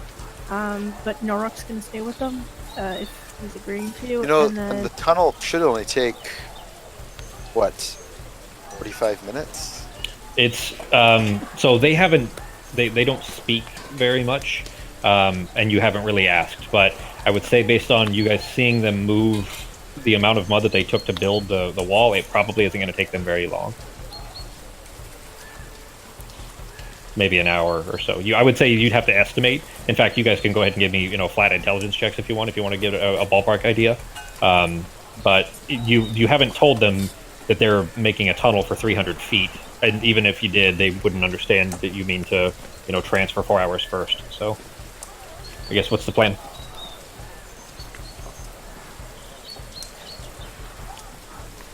wait. So It's not going to take them very long to make a 300-foot tunnel. okay. Yeah, Pogo estimates that it'll, based on what he saw when he was standing there right at the wall and watched them pull the mud from under their feet, it might take them an hour. So I mean, we can start building in that direction and then wait for the last, say, 30 feet, 20 feet, While Artemis trancing. while Automate is Yeah. trancing. We'll at least get it started. Maybe we can let them know, like, don't overstrain yourself. We're not in a huge hurry. We've got a few hours. This is what we're going to start doing. Okay. Should we cast find item now, or should we I wait till we're can't. closer? Yeah, that's the thing is, I Artemis need to tapped trance out. to get. I'm completely tapped Okay. out. I need to trance to be able to do any other spell. So we're gonna And do this. I think you didn't have it prepared either, Fox. So I think No, you I'm gonna have to change my prepared. Yeah. Okay. We're gonna do this the old-fashioned way. We're just gonna go ahead and find the general direction, and we're gonna get as close as we can, and we'll start digging Well, this tunnel when up. being nature, I would know like which direction I went to. Like it is. So I You would can just, see it. Yeah. I mean, so you can literally see it from inside of Basically, Scathach. So. yeah, what we're gonna do is say we're gonna tunnel under to where there's the cloud, and I'm gonna pinpoint where we're gonna go up from there. Sure. Like we can. Who would like to be like the guide while she's trancing? What skill might feel like to like kind of know how to tell these kids where to dig? Would that be survival maybe? Yeah. Someone.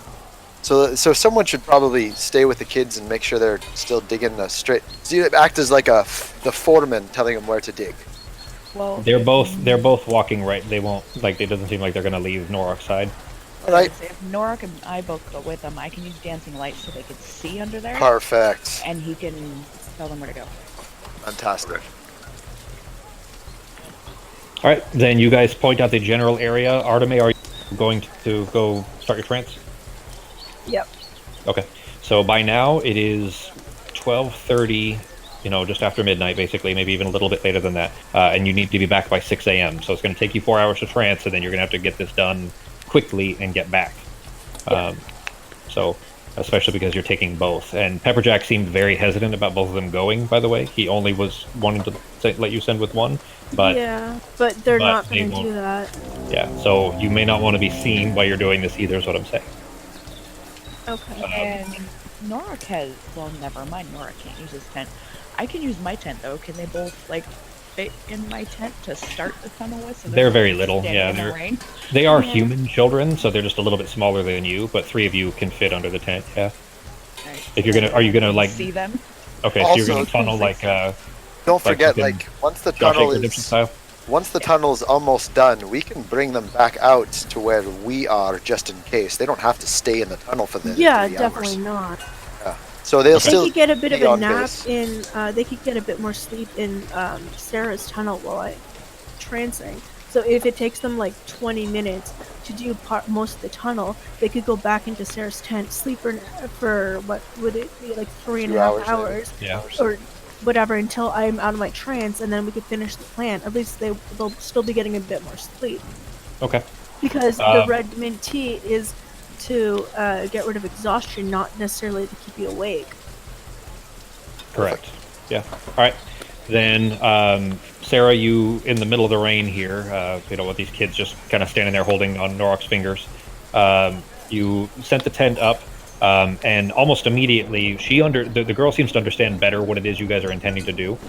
So Nadir starts building a sandcastle, essentially, where she's pulling the mud out of this hole, and you see it just kind of moving along and following her hands as she's kind of building this, you know, kind of fortification around this hole, so that it's not straight down. It's like you guys have seen a subway entrance before, right? Sure.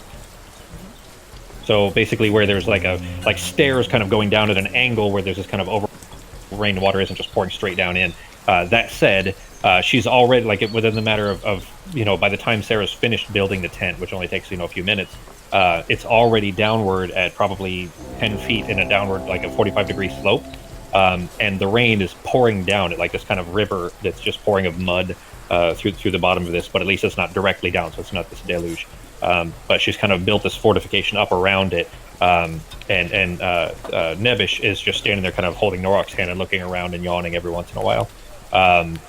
The Arteme, you've gone off to go take your trance then? Yes.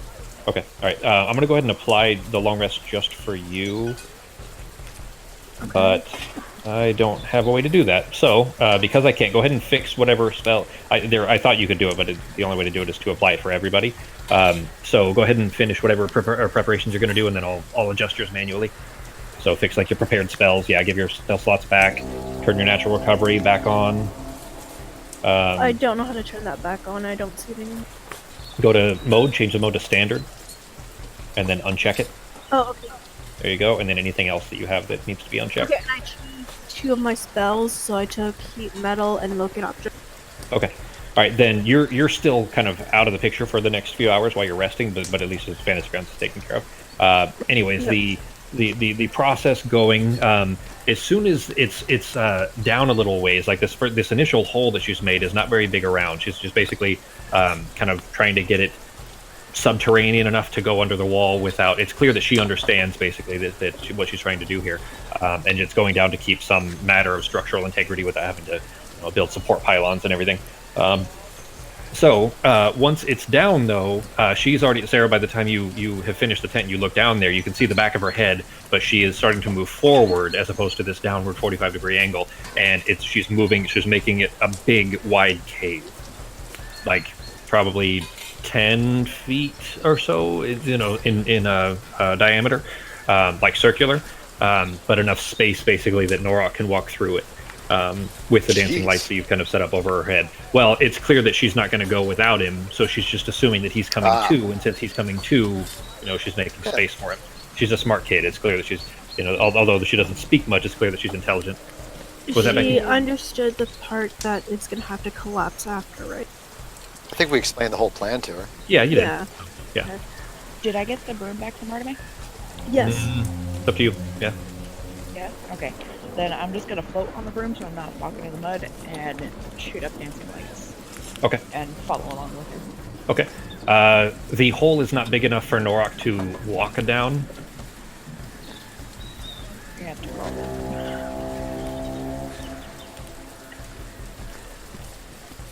I G. think you're muted. Oh, sorry. Yeah. Okay. No problem. All right. So you. All right, then you kind of lay down, and Nebish gets this big old grin on his face. That you kind of lay in the mud and have to like slide down this like wet slide, like a water slide except mud, until you get down to where you're in the cave area. And immediately it's still very, even with the dancing lights, it's just so dark because it's just this little like very tall, very what's the word I'm looking for? Claustrophobic tiny tunnel. It's very mud slick, extremely slippery. You barely had a chance to clean yourself up from having been hit by a giant mud boulder to now like mudslide into this anyways. But you are now kind of at the beginnings of this cave and moving its way along as the two of them take turns over the span of the next half an hour or so, doing kind of sections of it. You notice that Nebish, of the two of them, seems more tired, like he's probably been worked a little harder, or maybe he's just doesn't rest as well or something. But he doesn't seem to be. It takes him longer to get the same amount of work done than his sister does. But you guys,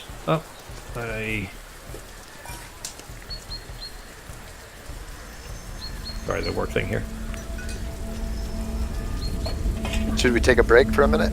It's only gonna take me a second here. I'm already almost done. Would I have been able to leave them with one of the things I normally put in my belt pouch with my light in it, like my little, I'm gonna say glass of herbs?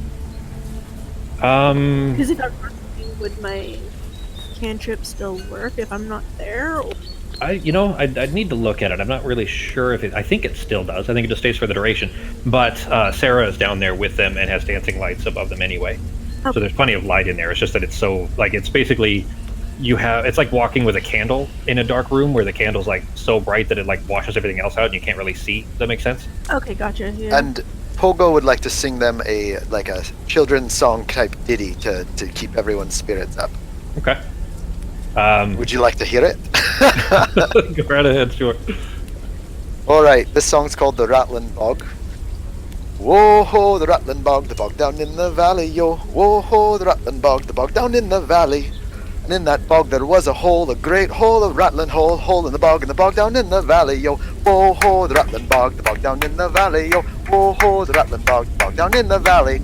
Then about 11 or 12 verses later, there's a flea on the hair, and the hair on the feather, and the feather on the bird, and the bird and the eggs on the nest, and the nest on the twig, and the twig on the branch, and the branch on the limb, and the limb on the tree, and the tree in the hole down in the valley, yo. Ho ho, the rattling bog, bog down in the valley, yo. Ho ho, the rattling bog, bog down in the valley.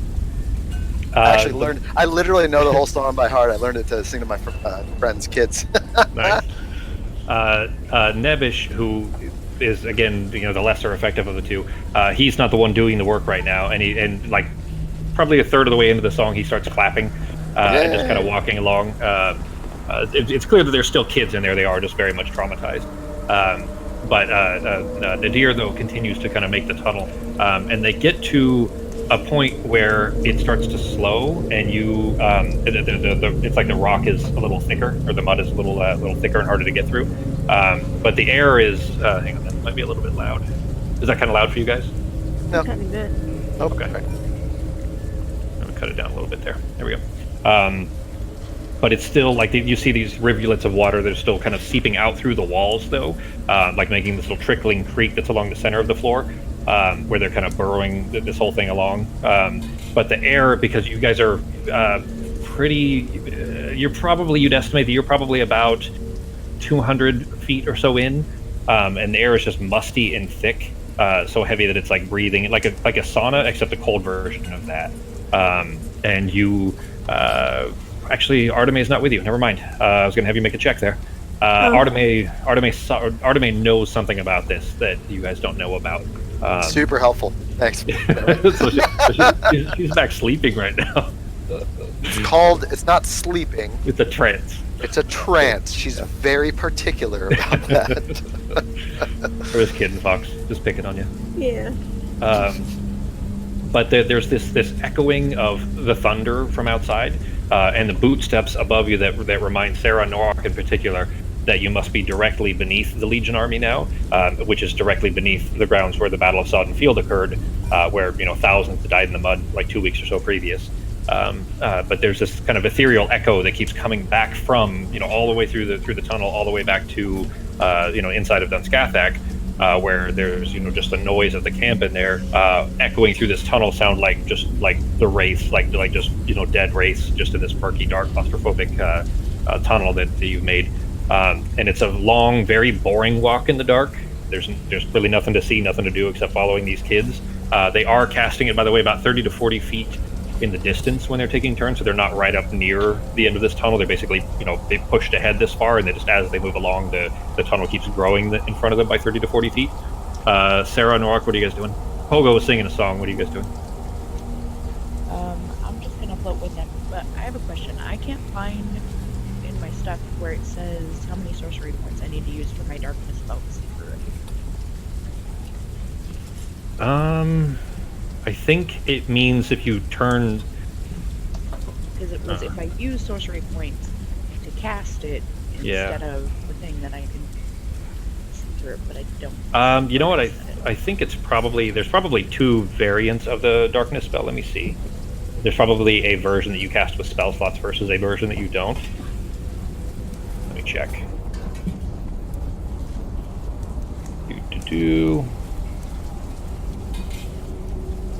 It's in one of your class features. It's your sorcerer or your shadow sorcerer ability. Shadow magic, maybe. Let's see. Eyes of the Dark. When you reach 3rd level in this class, you learn the Darkness spell, which doesn't count against your number of sorcerer spells known. In addition, when you can cast a spell by using 2 sorcery points or expending a spell slot. Yeah, it's under your shadow magic feature. And I am just good because I have 3 sorcery points left. Oh shit! Yeah, because you had summoned Shan, I think, at one point. Yeah, you guys are getting pretty tapped out again too. Maybe you should sleep more often, guys. Go on crazy, dangerous missions. What is Norok doing? Gonna just look behind me periodically to make sure nothing's coming up behind us, and then just to keep helping the kids if I can in any way. Okay. Just talk to give one me... that's not working. You talk and talk, and usually it's Nevish because, again, he's the lesser effective of the two. But neither of them talk back, but they do... You're starting to recognize that there's a very subtle facial mannerism that they give that you couldn't quite read before, but it's clear that that's kind of as best they get for a smile most of the time.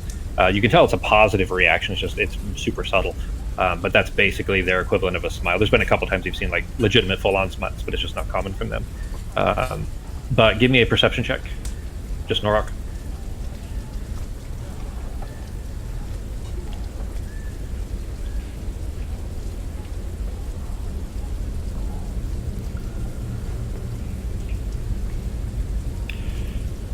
Behind you, something catches your eye in the tunnel, and it's at the roof. It's at the top of this tunnel, so basically, coming from above ground. And it is it's small and half of a sphere is kind of the view of it, and it's white, like kind of yellowish white, I guess, like a pus almost kind of a color, and it's floating along the ceiling behind you, like keeping pace with you. Okay. You understand? Like, did I describe that well enough? Yeah. So is it? It's a big orb of pus. That's kind of what it looks like, but you're only seeing about Pus-colored half of orb. it. It's not even probably half. It's probably a quarter of it, but you're seeing like a bowl shape almost. It looks like it would be a sphere, except it's partially in the mud above you and partially in the tunnel. Okay, so I was gonna say, is it like sticking itself in the mud? Did I come through the mud? It's moving Did it along the look mud, like and you're not seeing. It doesn't appear to be disturbing the mud at all. So it's moving through it. It seems like, but it's like it's not touching the mud, even though it's passing through it. Imagine like a ghost walking through a wall in movies and stuff, kind of like that. It looks like it's just floating straight through it. It's the bottom half of a sphere. Give me. Well, I guess what are you doing? I'm going to look at the other team members if they are anybody that happens to be looking at me, and I'm going to not turn around. I'm going to face them, so turn back around and face the tunnel that's being dug that direction. And anybody that's looking at me, I'm going to slowly point at my eye, put my hand up by my finger, and tilt my head back slightly. Okay. Give a nod gesture of a. Arteme, you are. It's coming. It's still, not like your trance is still going to be a little while. So never mind. I'm going to leave it like that. It's probably only 40 minutes into your trance at this point, so you still will be trancing for a while. Okay, Never but mind. will I be successful in the whole thing? Give me 3 nature checks.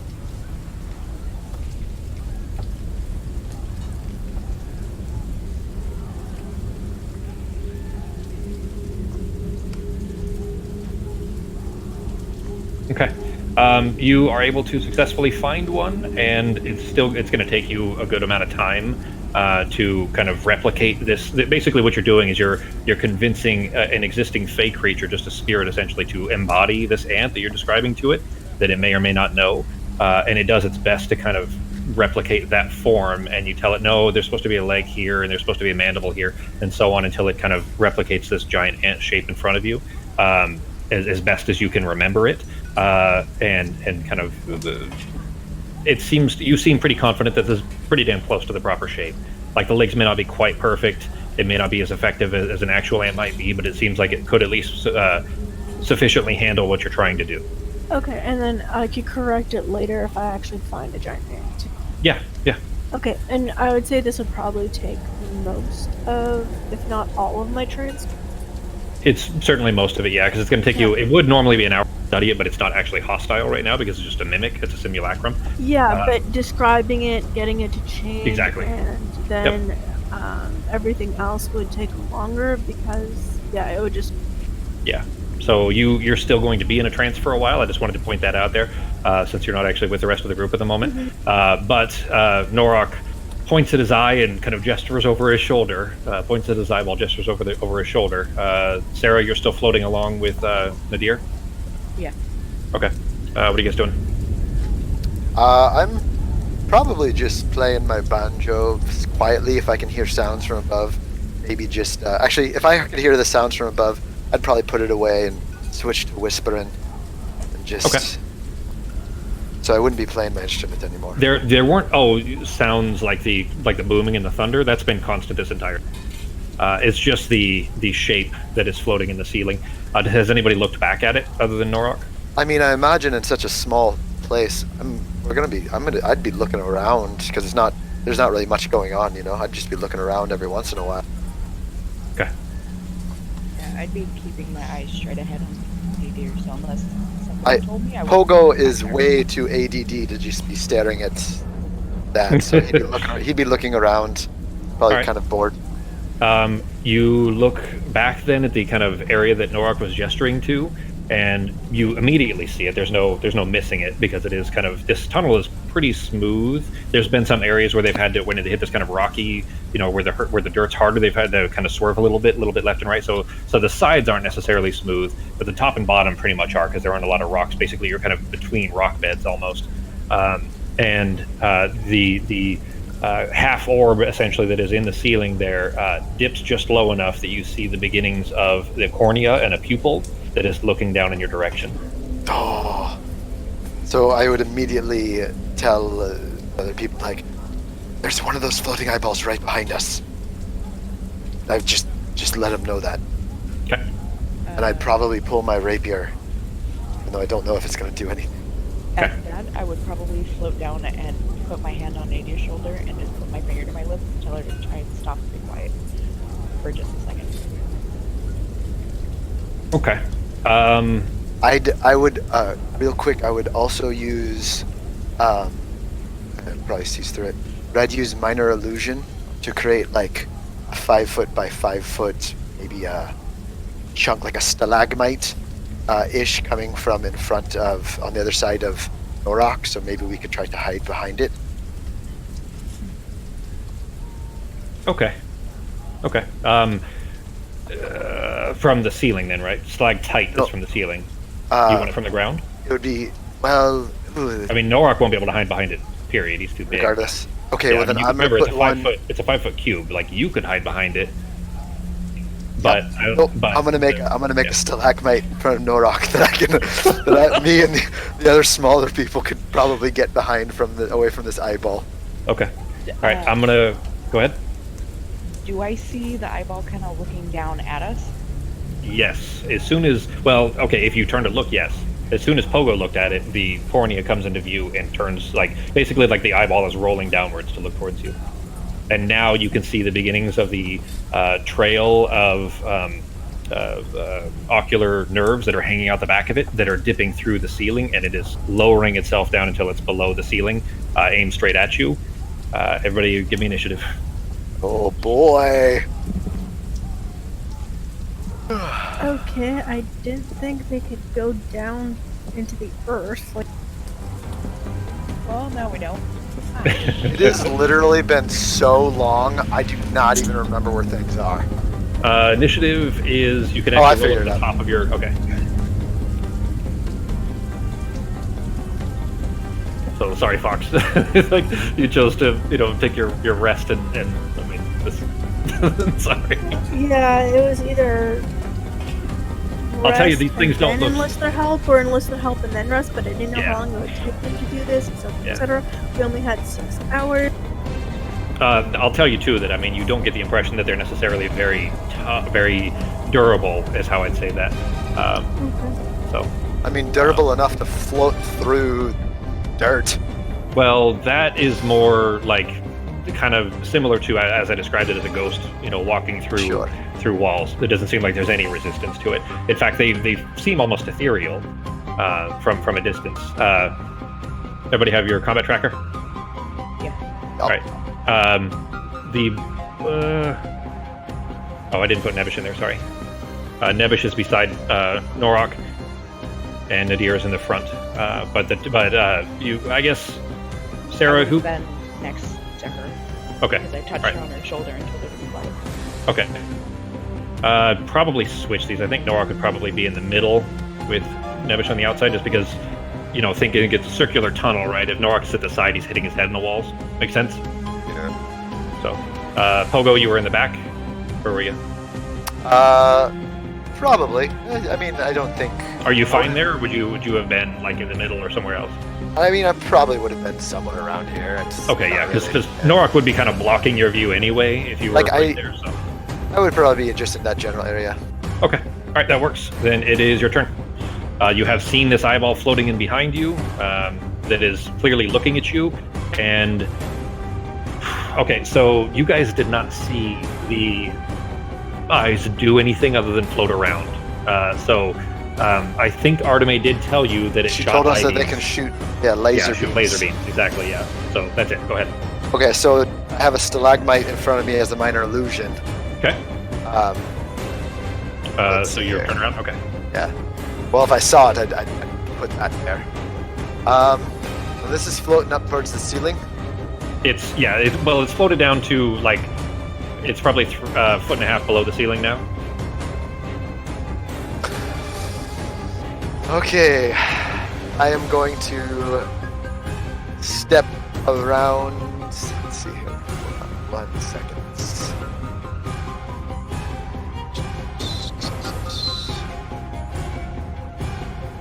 All right. I am going to actually just peek around this stalagmite. Okay. Actually, no, that's a lie. I'm gonna walk. Oops. I'm gonna walk around to here, and Okay. I'm going to cast. It's been so long. I'm going to cast Vicious Mockery. Okay. He succeeded. Rolled an 18 plus 2. Alright, so he takes. He still takes damage, just doesn't get the disadvantage, right? Alright, let me see. I think. That's not what I want to look at. I must succeed on his succeed. throw. And have disadvantage. Yeah, it does As well as nothing. No, it does nothing. Yeah. So, you big, ugly eyeball, why don't you go find a big head to sit behind, you piece of crap. And then I'm going to run right back behind my fake stalagmite.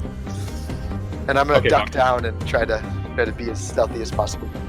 I'll tell you, the eyeball tracks you right behind the stalactite or stalagmite. It doesn't. You got the impression previously, just from what Arteme had told you, that it saw through her invisibility and her. Oh, that's right. Yeah, it doesn't seem like illusions are going to do too well. That being said, there is this rocky kind of outcropping right here is there.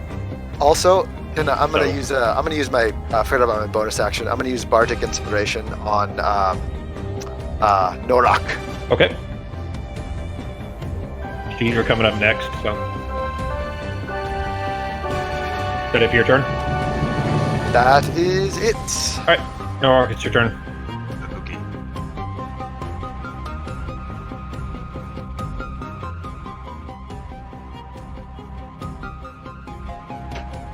Turn my ass around and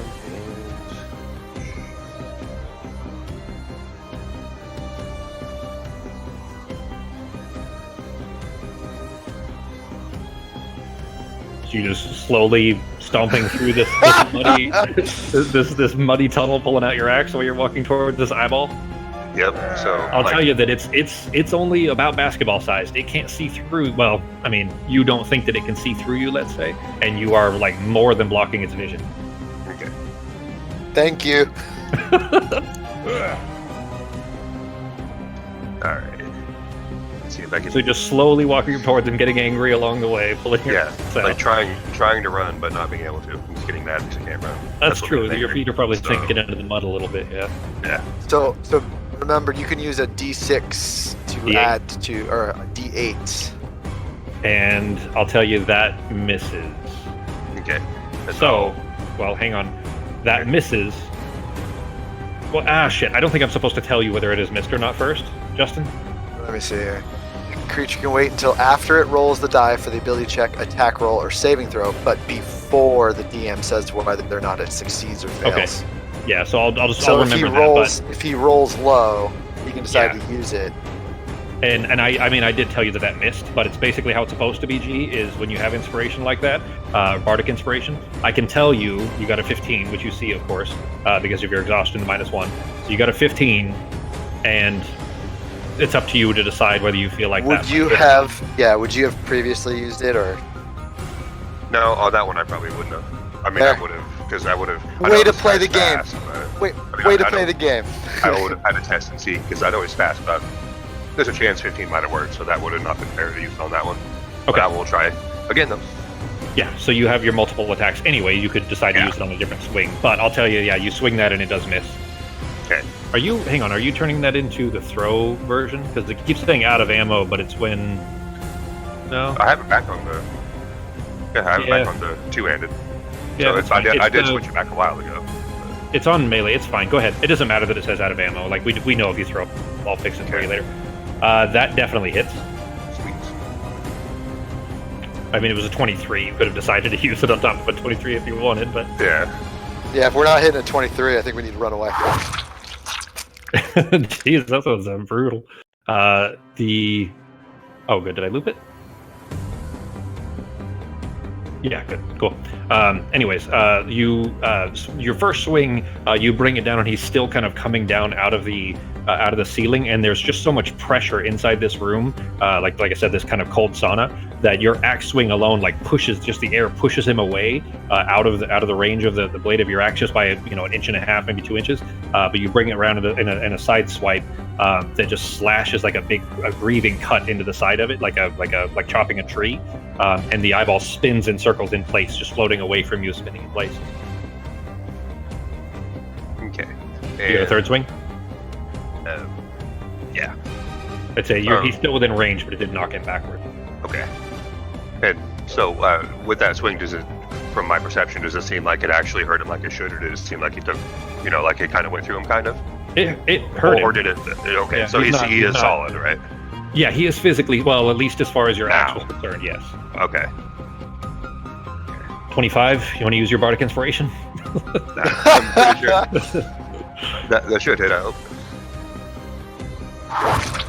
All right, after that sideways cut, you kind of bring it around in a roundhouse style, basically, to kind of cleave back in the other way, knocking him back up towards the ceiling. It cuts into the underside of the eye, and the eye goes floating up through the ceiling a little bit again, and then immediately bounces itself back down, and the eyeball is faced directly at you.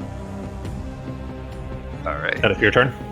Yeah, I'm not going to move, so that way I can hopefully try to block it. The boy turns and looks kind of scared and panicked, and rushes over to stand behind Pogo. It is Sarah's turn. Okay. You did see the boy start. Well, you guys have seen them do this over and over and over again, so you would recognize it. You see him start to move his hands like he's going to do move earth again. The same thing you've seen him do 100 times. All right. Okay, Fox. I'm going to float up here, and 15-foot radius would hit both Nebish and Nadia, right? Yeah. Yeah? Okay, then I'm going to tell them to be quiet, don't move, and lay down, and I'm going to cast darkness on them, but I'm going to use my spell slot so I can't see through them. Just tell them I will take it off when the eye is dead. Okay, what do you mean you can't see through? Oh, you mean through the end of the tunnel. Okay, I gotcha. Yeah. Okay. So nothing can see them, and I can't see through it because I'm using a spell slot, not magic. Oh, traumatizing these children. Sorry, I did not. How did you? I'm trying to drag my chat room down. Oh, I okay. tracker up, and it's not letting me. I see. Okay, that one. Right click in this is the only window that operates this way. Right click in it, and then there's a padlock at the top that says unlock position. Yeah, I already did. Okay, and then to drag that one, try down by. Let's see. Once it's unlocked, if you try like down near the bottom, underneath the actual text bar, you can probably Gotcha, drag it there. okay. Yeah, Thank it's you. that window operates differently than the rest. It's the only one that does that. But all right, so the field of darkness is covering Just them. like that. Yeah, like that. Okay. And then, can I float up high enough to get a clear shot of the eye? Over Norok? It's you know what? It just came down from the ceiling, and he's like, a foot and a half from the ceiling, really, because it's not a perfect 10 feet the whole way around. Yeah, I'd say that it's going to be close, though. If you roll too low, you definitely run the risk of hitting him. Alright. I'm going to use my inspiration. Okay. First act and cast Chill Touch. Okay.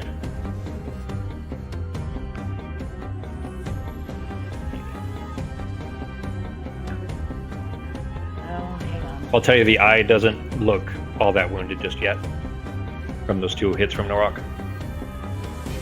Well, our internet is being super slow. You guys sound fine. It doesn't sound like the internet. It just took a long time to load. It's not connected. To load what? Never mind.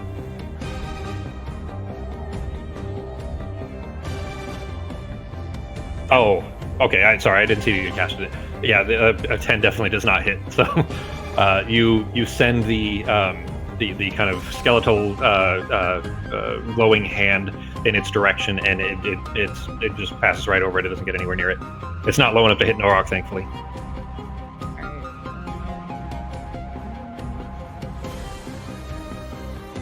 Let's see. I don't want to use that yet. Alright, that's it. Okay. Who wants to potentially TPK your party? Anybody? What's that? What is TPK? Total party kill. Oh. Who wants to be the one that rolls the dice that decides whether you all die or only some of you? Or if you roll high enough, maybe none of you. That's not fun for me, but Ouch. I'm kidding. Anybody want? Somebody roll me a d4. Whoever gets to decide this. Dice tower or open? No, open's fine. Oh. Okay, a 2. Okay, could be worse. You see the eye. Actually, Sarah, you can see it because you're up high enough that you can see this. Pogo, you can't. Basically, you see Norok's back. Like you can feel the eye on you, like that look of knowing that you're being watched, but you can't actually see it, except for some of the dangling optical nerves. But Sarah, you've got a clear shot of this. The eye begins to glow this kind of dim bluish color, and it's there's a swirling shape in front of the eyeball, and then a beam fires through Norok and straight back. And it's a 15 foot, so I think it's going to hit all of you, and actually it's going to hit both of the kids as well. It's pretty much a straight shot. Through Norok? Yeah. It's not their turn. Like, Never mind. like, did it rip a hole in him, or do you just mean like So it it passes doesn't- through. You basically see Got this bluish laser out of his back going straight through the like this hallway, and it goes between you and Sarah, and then over the kids, basically like above your guys' heads, and then over the kids as well. But the area that it covers, kind of the radius that it covers around that beam, is wide enough that it hits all of you guys as well as the kids. But everybody give me a wisdom save. You need to beat a 14.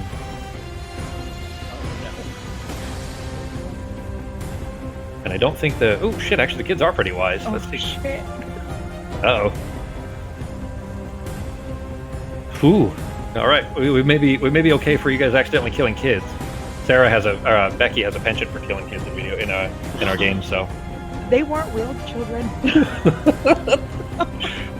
It was only once. I'm just going to be real pissed if I have to dig a fucking tunnel with a shovel. with a shovel. Oh, hang on, I didn't mean to print Well, I've screen. heard I'm about it. 3 foot. I'm 3'2", so I'm not going to help very much with that. All right, I'm gonna go ahead just for oh shit, I rolled a check on it. Well, I'm just gonna leave it at the same anyway. Actually, it would be the same. Here's what they rolled, so you guys can see it.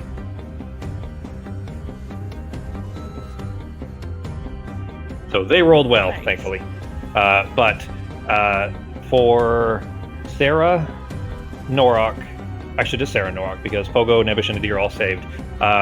As this blue beam passes through, you are immediately just chilled to the bone with this like just terror, this utter fear of this creature here. You are immediately frightened, and it lasts for a full minute. So, I actually have something that's Sorry. can help with this. Do you? Oh, you have I have something called. Wait, one of them did a save and a check. Isn't Yeah, well, because the modifier was 0 for both of them, it doesn't matter. It's just I meant to do a save for both, but I forgot. You see how there's no plus on there? There's no modifier for it. Yeah, okay. Yeah, it means they don't have a modifier, so it would be the same. It would just be a flat d20 roll. So, are they okay? Both of them resisted. Both of them rolled high enough. They had to beat a 14. Oh, good. So, let's see. Oh, I have to do this during the time you and any friendly creature within 30 feet of you have advantage on saving throws against being frightened or charmed. Okay. So I can do. So if I have a feature, it's called counter charm, Uh-huh. and if I play notes, I have to basically play it. This is what it says. You gain the ability to use musical notes or words of power to disrupt mind-influencing effects as an action. Okay, as an action, you can start a performance that lasts until the end of your next turn. So basically, that would be my action, and then it would just have to go through the next turn, and they Yes. could save on that. No, this So is they- the thing you got at 6th level, yeah. So basically, they just get advantage on saving throws against Of them friends. trying to resist against it, yeah. So not Yeah. because you weren't already doing it. So basically, on your turn, I'd have to do it you're my not next turn. frightened. It would take your action, but you could do this, which would give them advantage on breaking out of it when it comes to their turns. It's not Yeah.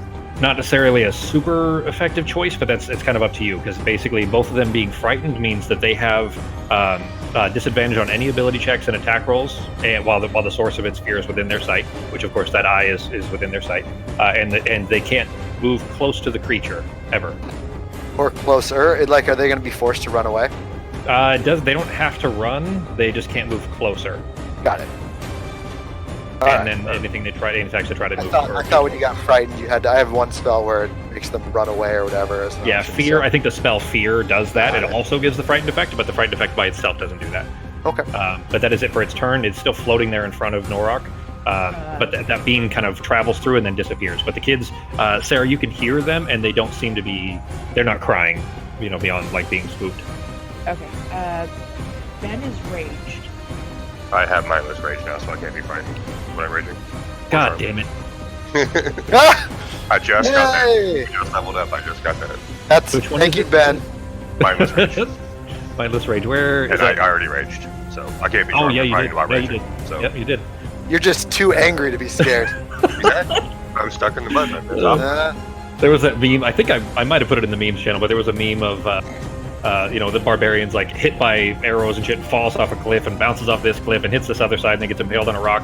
And then he's talking to some friends afterwards, and they're like, "How did you survive?" And he's like, "I was really angry at the time." Yeah. Yeah.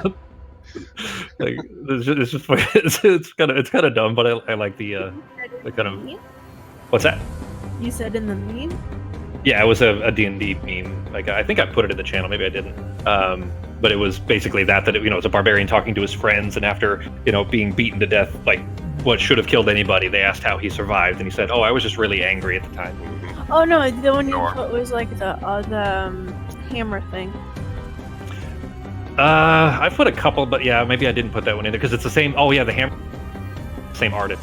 I'll see if I can find it again to put it in there. But all right, so in that case, Sarah is the only one that's scared. Let me drop the frightened effect off of Norok because you see through his eye beam and just decide you're not going to be frightened and just roar at him. It is Pogo's turn. Right. Pogo is going to do the same thing. He's going to target the eye, and he's going to try vicious mockery again. He's Okay. going to. Let's see. What would he say? So you're just. I have no good eyeball bullshit to talk about. You didn't plan on running into an eyeball today? You. What's the name? What's the name of that actor? Oh yeah. You look like half of Steve Buscemi's face. With his big beady eyeballs? Yeah, That's what you're going with? Okay, that's good. that one hit. 17 does hit. All right. And he now has disadvantage on his. Shit. You know what? I'll tell you this because Pogo would probably recognize this on some level. He has not made any physical so far, and that eye beam would not. Like it still does damage, Sure. but it's not going to affect his eye beams. That's all right. Okay. I'm gonna go hide up back behind Nora. Okay. as close as possible behind your walking stalactite. Basically, right behind him, and then I'm gonna use my bonus action to cast. You know what? I'm gonna use my bonus action to use another bardic inspiration on Seraphina. Okay. Doo-doo. G, you're up next. So that works for attack rolls, saving rolls, pretty much any main roll. All right, then it is your turn, and I just found that meme. I'll drop it in the channel. There you go. All right, what are you doing, G? Alright. Since I'm already right here, I'm going to whack him again, but this time I'm going to use Reckless. Okay. And Great Weapon Master. I love all the extra shit that Norik has. Yeah, it takes like an hour to do an attack. Well, he's also going reckless, though. You know what that means? Well, he'll have a better chance of hitting me. Too. Oh shit! Never mind. So- I'm sorry. I'm thinking frenzy, not reckless. Yeah. And you still have your -4 from 1, which means a 13. Do you want to use your inspiration? Yes. Okay. So, Roll a flat d8. Oh, sorry, Fox. ah. Well, 14 doesn't hit, so you still did not make that hit. Okay, damn it. Alright, I'll try again.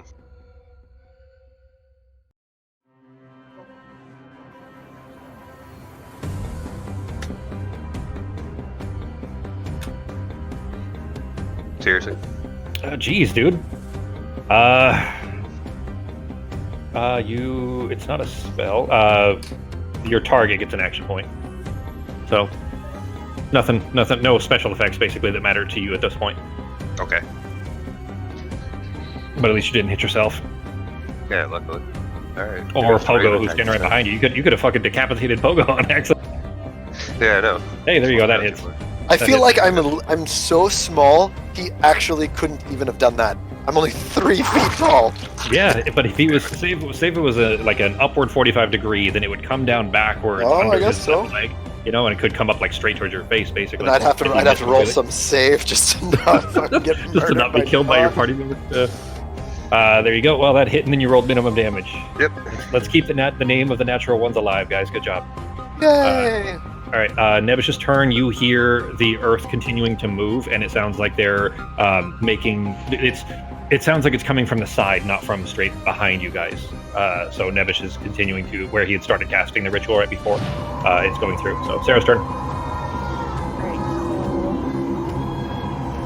so I make my saving throw at the end of my turn. Right? I believe so. Let me double check.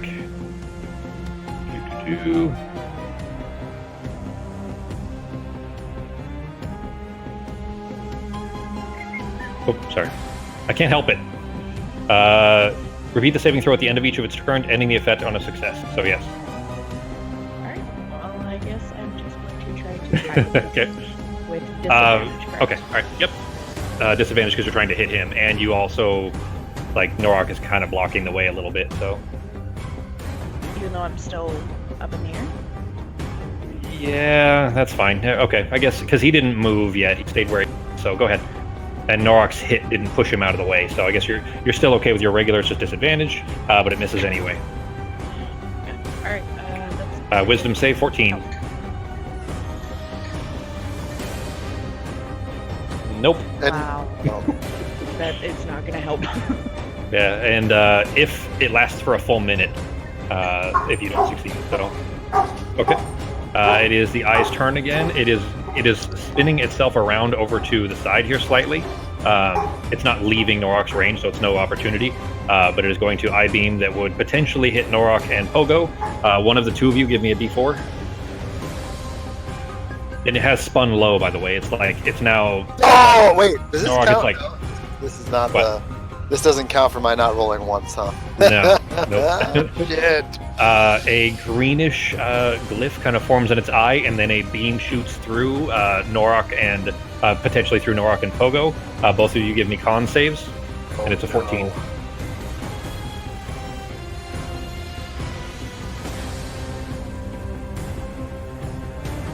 Uh-oh. Okay, well, Norak saved.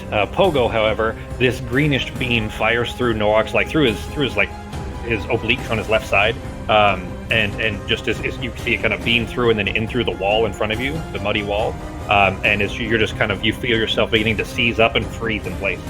You're paralyzed. Oh shoot.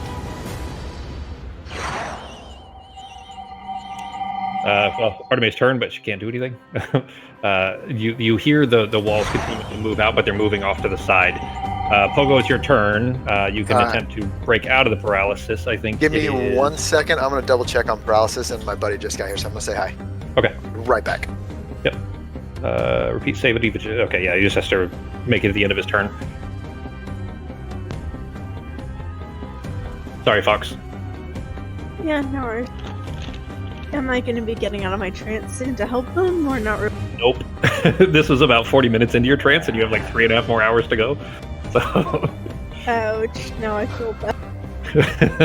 so this was is a good plan. It still no, is. it's a great plan. There's nothing wrong with it. This is so the entire last session, right? Was when that's what happens when you split the party. If I'm prepared for when you guys are going to split the party, then I can have stuff going on for each group to do, like we did last week, where I was bouncing back and forth. This particular situation, you're basically napping, so like there's a lot to do if we bounce back to you. So yeah, this is literally means I can't do anything. Yes, it means you can't do anything except try to save. You can roll the save, and at the end of Okay. each of your turn, team. What? So is re-roll the a save? con. A con 14. Okay. There you go. Boom! All right, That so was the end of my turn, beam so. goes through. It's the end of your turn, but you are no longer frozen in place. Now he will have a turn again to do, so you could get frozen again, Sure. or obliterated, or disintegrated or something. Yeah. So far, 1s and 2s aren't bad options. So well, I'll just tell you, it's going to take you guys a long time to burn through his hit points if you keep rolling so shitty. So, Yeah. all right, Ben, your turn. Oh, it's time to start killing some shit. Okay. He is just barely bloodied. So, Okay. Let's try this again.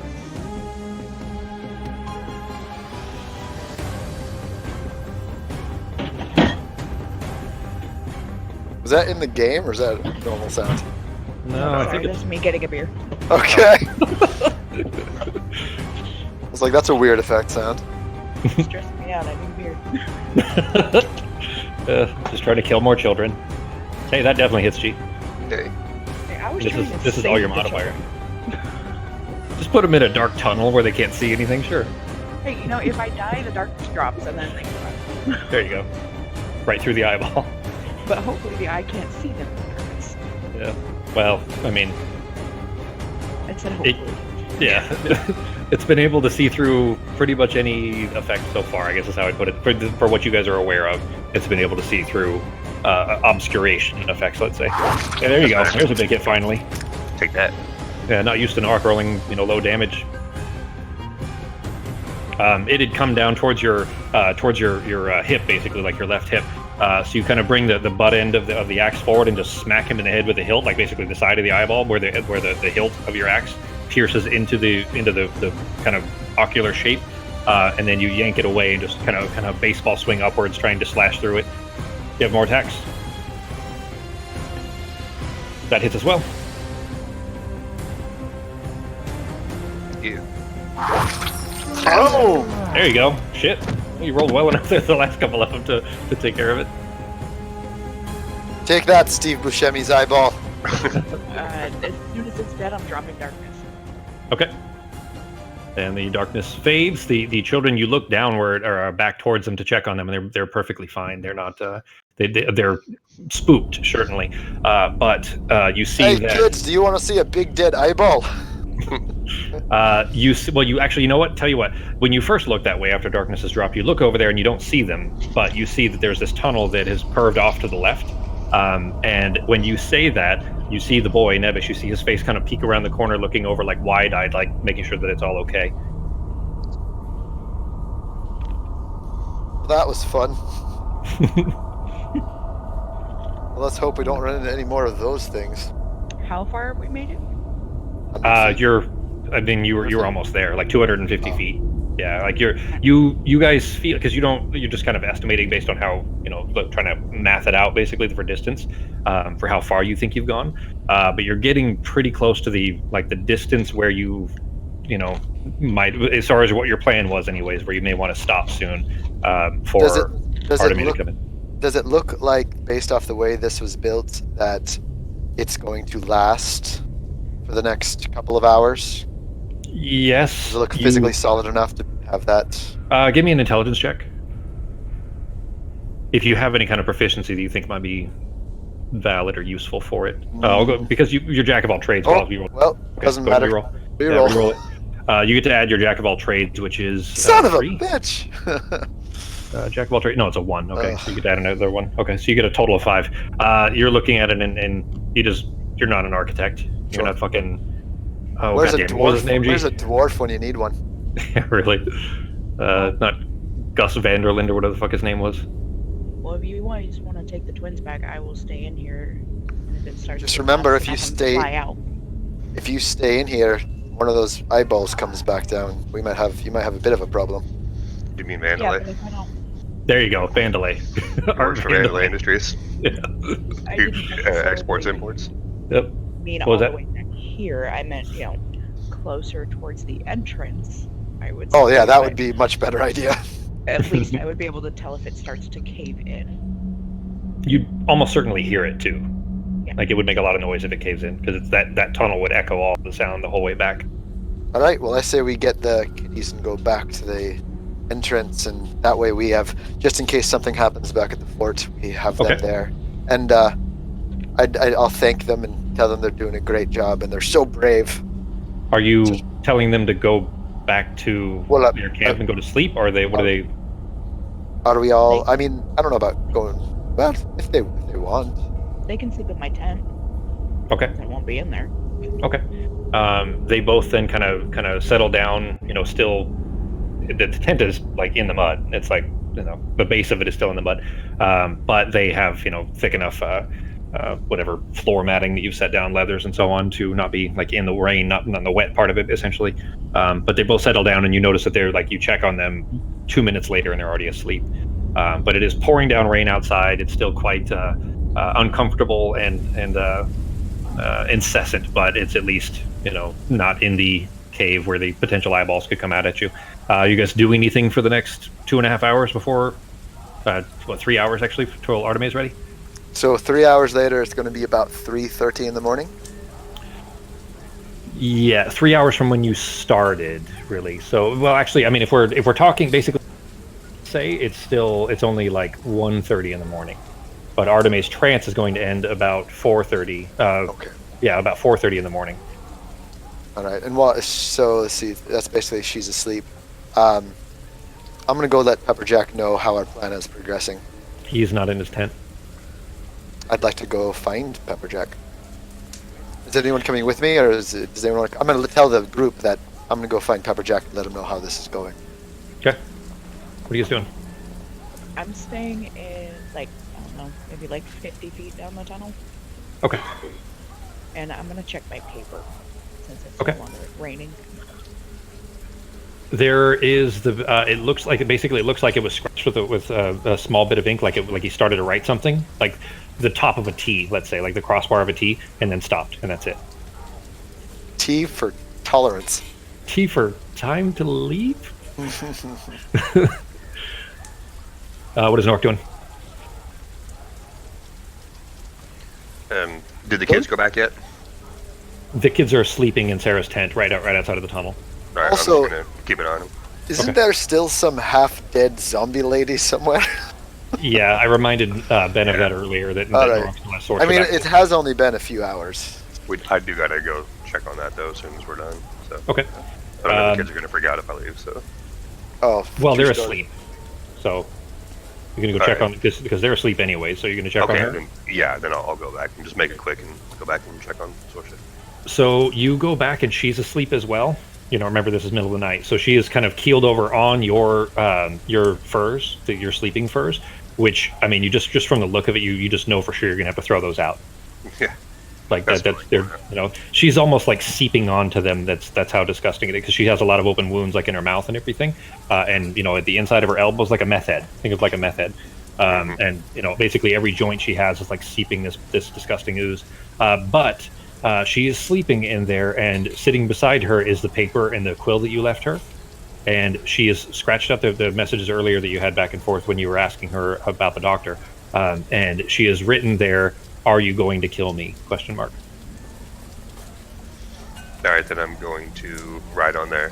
I'll say only if you want me to. Otherwise, I can take you back out or see if you can just stay here. So Okay. You just jot that down? yeah. So I'll just in the simplified version as much as I can. The least amount of words possible, but 3 options. It's all in Vindian. It's just common language, so Okay. yeah, that's fine. All right, so you jot that down then, and then you head back to camp where the kids are, because Sarah's in the tunnel. Yeah, I'm gonna get back to where the kids are. Yeah. Okay. And Pogo, you left as well, right, to go look for Pepperjack? Yep. I wanted So to go and fill him in. you guys did leave the kids alone for a little while there in the middle. Not, they were asleep, but like I said, you guys are just super irresponsible, like temporary parents here. Arteme or Seraphina's pretty close. She's 50 Like- feet down a tunnel. Oh, she's 50 only feet that- down? Oh, yeah, we're terrible She's parents. 50 feet down the tunnel. Yeah, Yeah, we're terrible. You can't see 'em. She's underground, 50 feet away. Anyways, I guess, where are you looking? You don't really know where to go. You just know that he's not in his head. I'd ask whoever I could, if there's any soldiers next to the tent, ask where Pepperjack was. Next place I would check is go to see, the tavern, see if Rook or anyone generally in that area knows where Pepperjack is. Okay. You stop in the mess hall. You see the same man that has been kind of filling in for her. He looks very tired. And I would say, go ahead and give me a maybe a memory check on Pogo.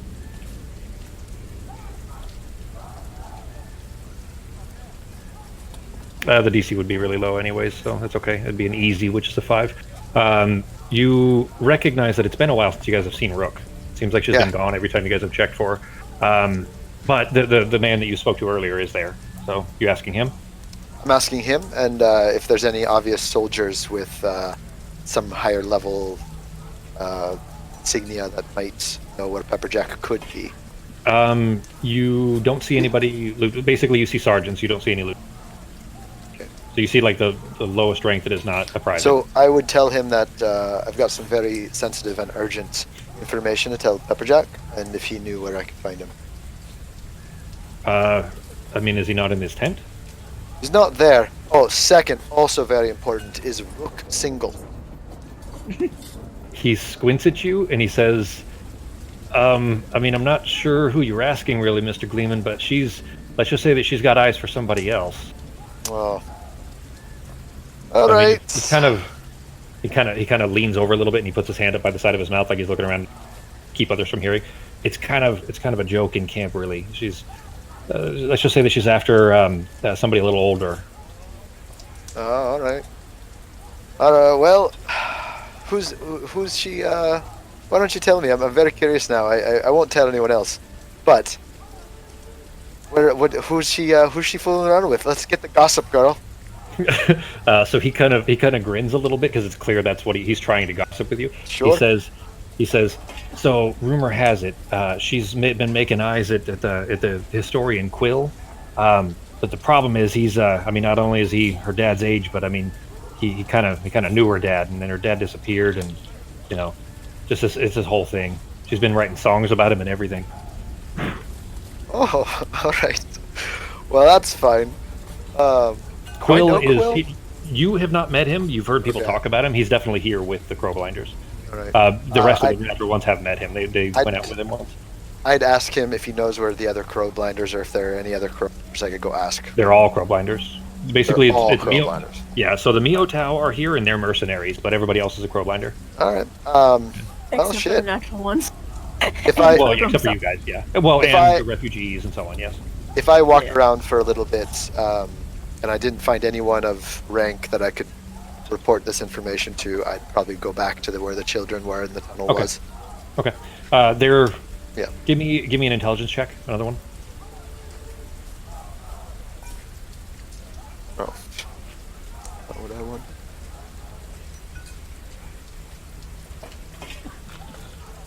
Oh God! With you guys today. I've You been guys all rolled terrible. shitty all night. Look at these last 4 rolls right in a Seriously. row. Yeah, all single digits too. Ugh. And your modifiers weren't enough to take care of it either. You're just not a very intelligent guy. You've got charisma, but no I intelligence mean, apparently. Those are all sense, intelligence checks. Yeah. Yeah, it doesn't come to you. Like if you'd rolled high enough, where he would be just based on your ideas. But yeah. All right, so you head back to where the kids are then. For the sake of time, we've got a 15-minute hard out, right? You got to go right at 8:30, Justin. Yeah, I could actually. We were waiting on our friends to meet us here, but I could go whenever. Okay. I kind of wanted to get to that, but no. Okay, we'll save that for next week then. I felt like this was a pretty good. This is going to be like a good setup to the next one. I think that was a good spot, actually. Yeah, this is a fine spot. Yeah, there was a better spot not far from now, but I don't want to start that and have it take longer than 15 minutes and have to stop in the middle. So this is a better kind of endpoint. You'll get used to kind of looking for where those convenient, not cliffhangers, but convenient like dramatic points are. Yeah, When you're running from a module, it's a little harder, I'm sure, but because when you're homebrewing it, you can kind of do whatever you want. But anyway, all right. So guys, next week is the 30th. Let's see. Fox doesn't have anything to do with Thanksgiving because she's a silly Canadian, but everybody else good for the 30th? Hey, I already should had be my Thanksgiving. Thank you very much. It's not Yeah, my fault exactly. you guys have it so late. You just have it too early. You have it when it doesn't make any sense. It's supposed to be like late in the fall. It's supposed to be about when we stole this land from the native. Pretty much. Okay, and we have it when we made peace with people. So Oh, we didn't. We didn't have do Yeah, it that. exactly. early- We Yeah, gave them Canadians- smallpox. This is actually, it's just we gave indigenous tribes smallpox and then raped and pillaged, and then we eat turkey. and that's what we're giving thanks for. It's the best. It's the best protein-like food to have after raping and pillaging. It's Okay, that is Science. so dark. It's not funny. Like, That's fair. All right, so everybody the 30th. yeah. Okay. Oh, Ben, Beck, you guys are doing your Thanksgiving tomorrow, right? With my parents, yeah. Yeah. Oh, okay. Doing it with your guys' parents. Possibly next Sunday, but we'll be good for next Saturday either way. Okay. Cool. All right, then, guys. Then we will pick this up on the 30th. all right. I'll talk to you later, guys. Yep. Bye. Later, guys. See you. Later.